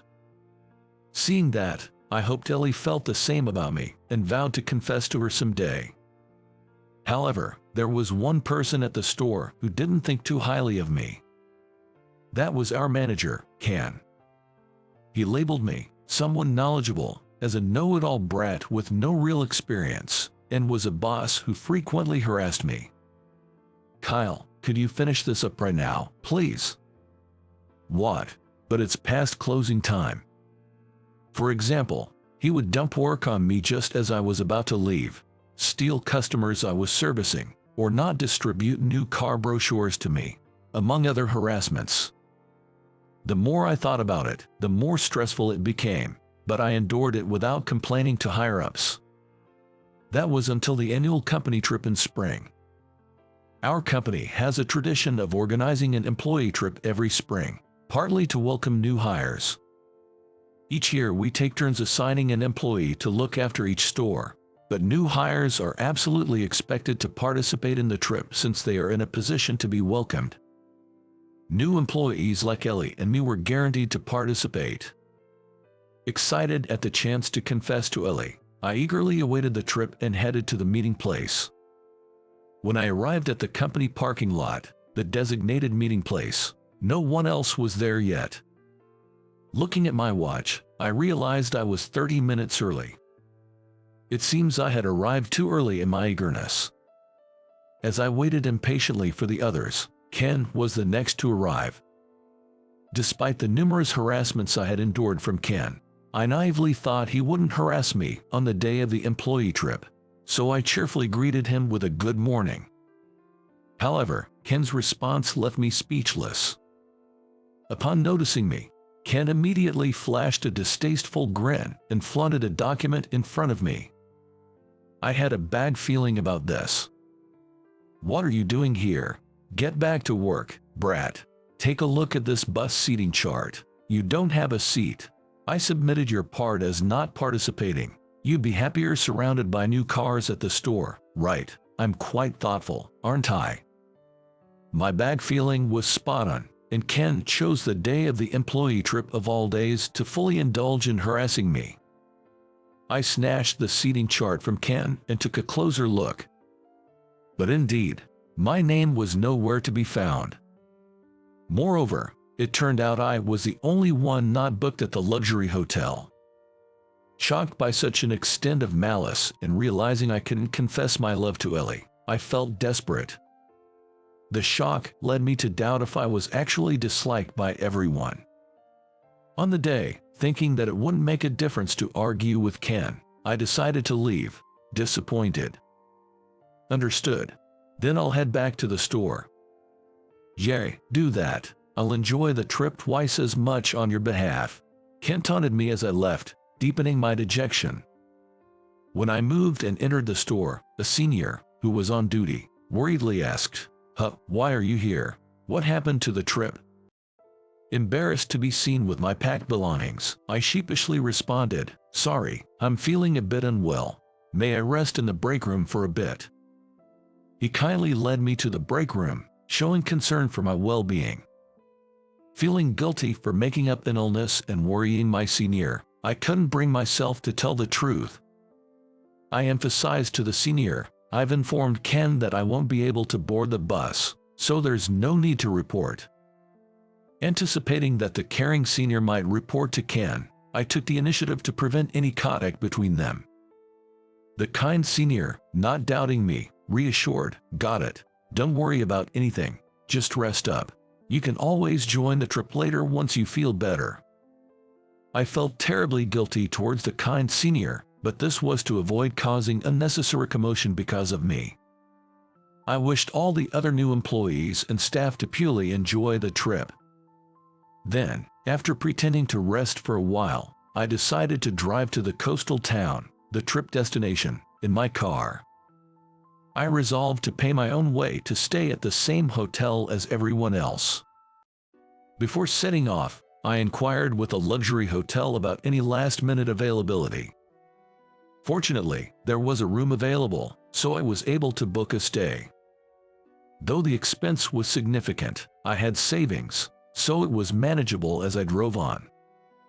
I imagined everyone at the hotel unpacking or enjoying the stay, which made me feel down again. But there was no point in dwelling on sadness. I decided to stop by a restaurant known for its delicious fisherman's cuisine along the way to lift my spirits. Meanwhile, at the luxury hotel, President Carter was asking around, "Has anyone seen my son?" as he looked for his missing son among the employees. The new employees were confused, asking, "Your son? Who might that be?" as it was news to them. Even the staff from the store where his son worked were puzzled, responding with, not knowing whom he referred to. Then, he received a phone call. After listening to the call, he seemed relieved and told everyone that it was all sorted out before heading back to his room. Without that cheeky Kyle around, I can enjoy this trip to the fullest. It's like I'm the king of the world. Pleased with himself, Ken muttered under his breath before leading his subordinates into the spa and enjoying beers, fully relishing the luxury hotel's offerings. Meanwhile, Ellie seemed worried, as there was no sign of me anywhere. When she texted me, I replied, "Don't worry, I'll join you later." Seeing that response, Ellie felt relieved for the moment. Perhaps it was the enjoyable conversation with a colleague she hadn't seen in a while that made Ellie not pursue the reason for my tardiness any further. And then the evening party began. First, a toast led by President Carter. After that, he spoke about last year's business performance and the goals for this year. Later, he said, "This spring, My son joined a company, so let me introduce him. Come on in, urging his son to enter the room. The one who walked through the door and into the banquet hall was me. Seeing a familiar face, the employees murmured among themselves as I reintroduced myself to everyone. Once again, my name is Kyle Carter. I apologize for keeping it a secret that I am his son. I plan to rotate through the new car dealership, used car dealership, luxury car showroom, and then to the headquarters management division, so I'd appreciate any guidance you can offer. After finishing my introduction, the employees gave me a round of applause. I was surprised by the loud applause, but it seemed like a warm welcome. All except for one person. My gaze fixed on one point only. Ken, who just found out that I was president's son, started to tremble. It's understandable, considering the harassment he had subjected me to, and now it was too late for regrets. After all, why did you join in halfway through? After the party, my father asked why I joined in halfway, and I decided to give up hiding it any longer and told him everything. A few hours later, after my father learned the truth and it was past midnight, Ken was called into my father's room. Ken, who had a hunch why he was summoned, was sweating profusely and clearly agitated. My father cast a sharp gaze at Ken.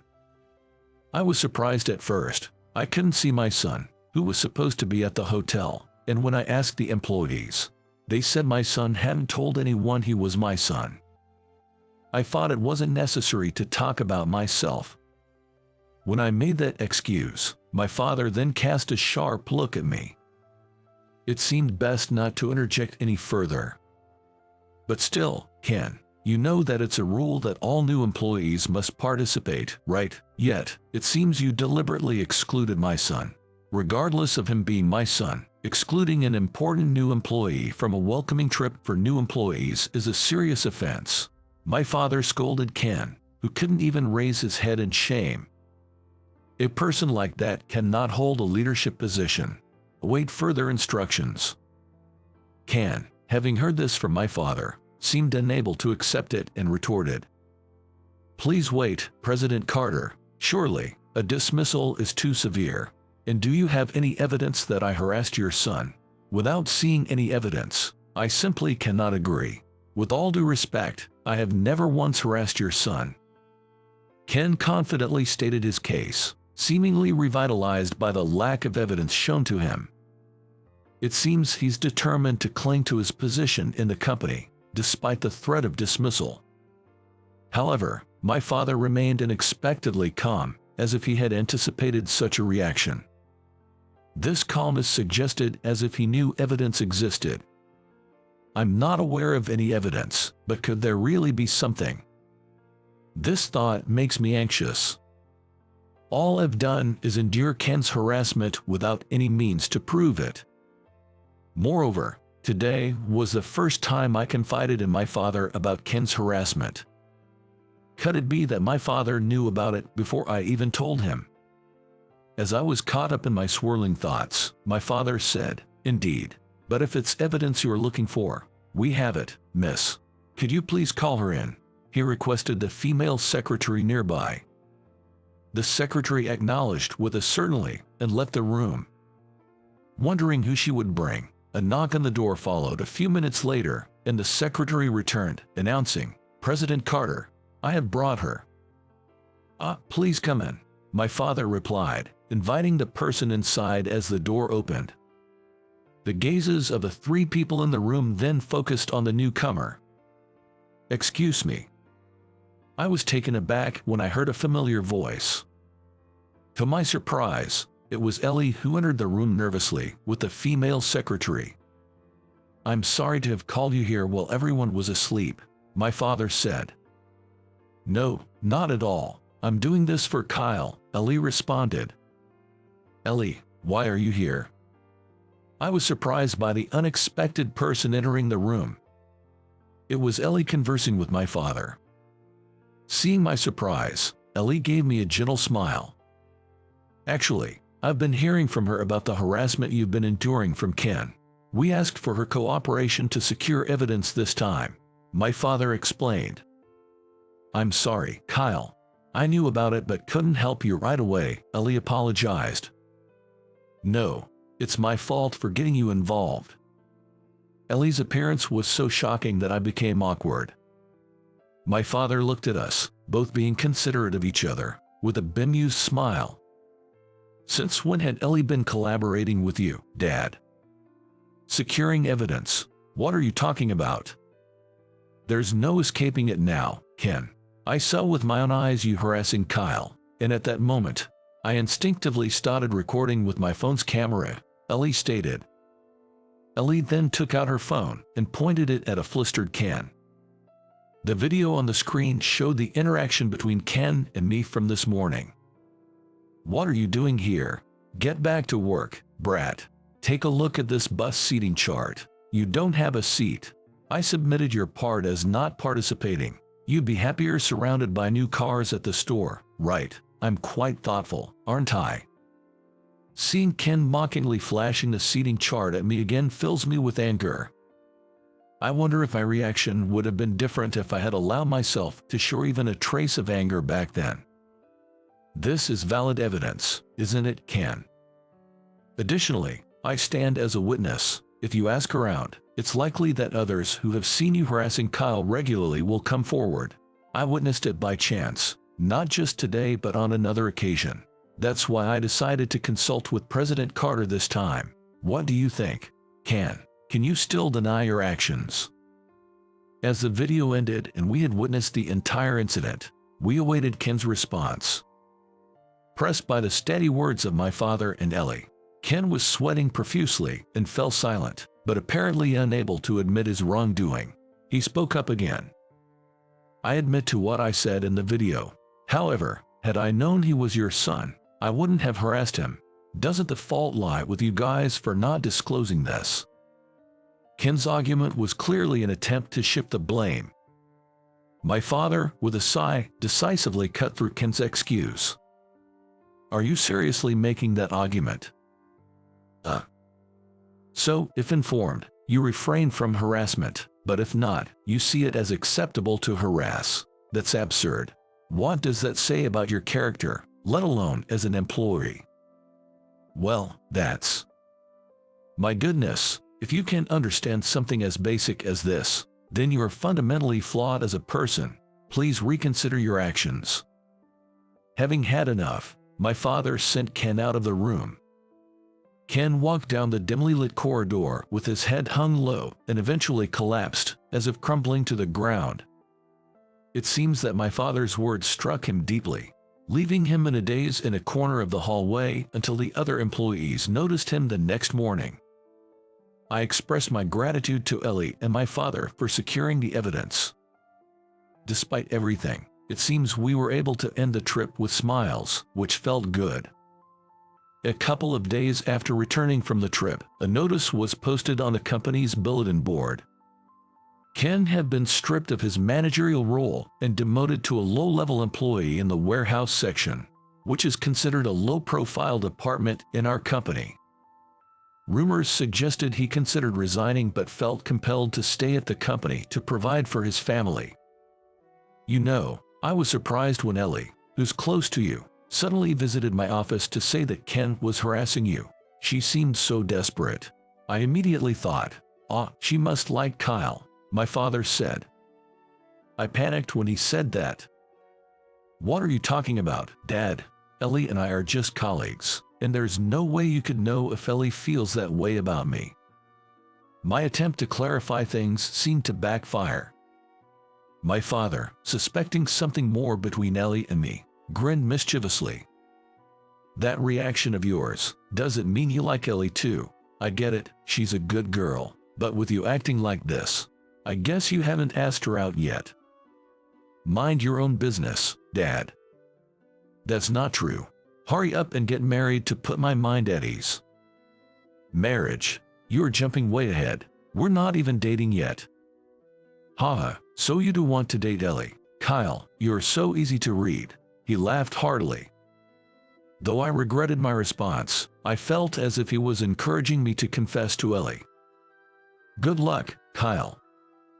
He cheered me on with a big smile, and I felt a mix of emotions but said no more.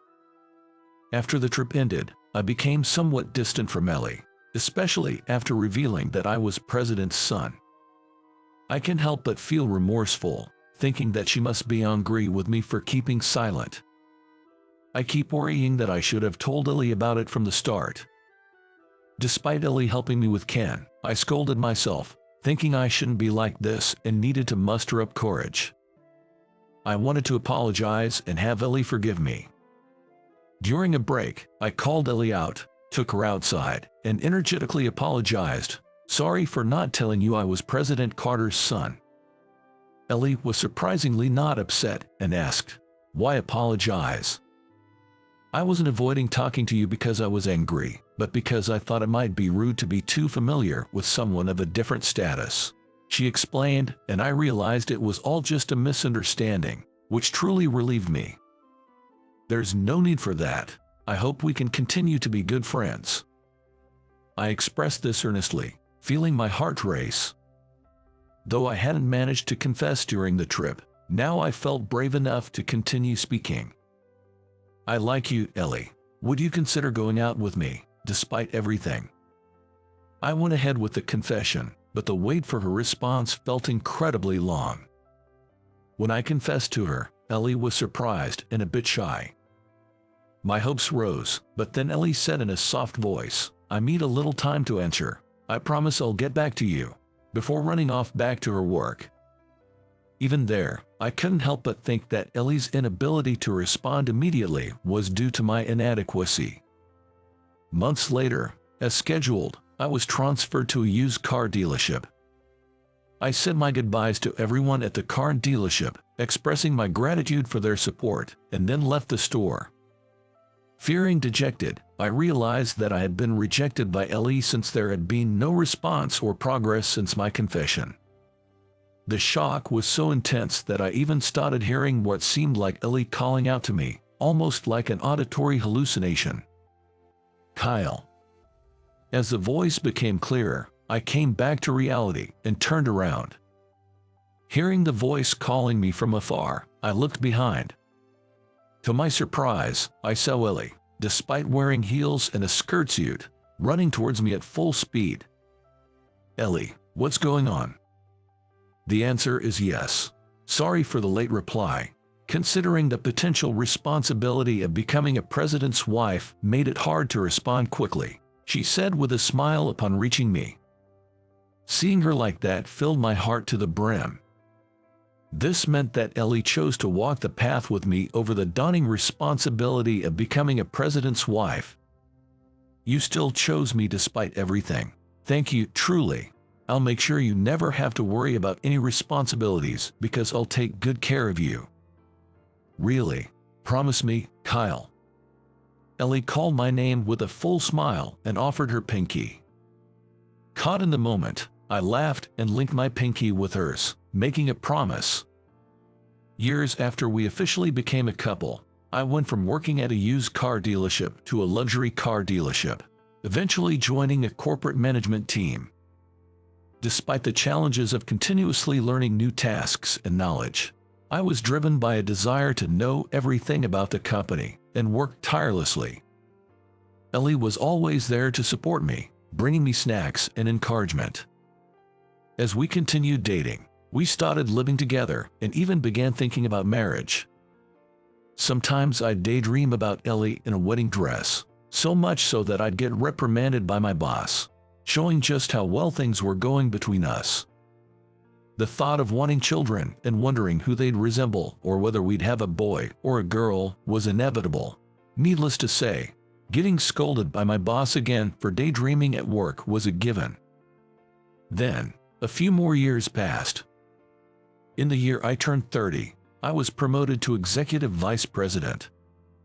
While being the president's son was a significant factor in my promotion, my hard work and achievements across various departments and stores were also recognized, making my colleagues genuinely celebrate my promotion. Even in my new role as executive vice president, I remained humble, never forgetting my roots, and continued to be passionate about cars. Of course, I was also determined to support my father, the president, who had been a tremendous mentor to me. Sometimes my father would jokingly ask about marriage with Ellie, or express his desire to see his grandchildren, but I could feel his love and was overwhelmed with emotion. Cars always filled my thoughts.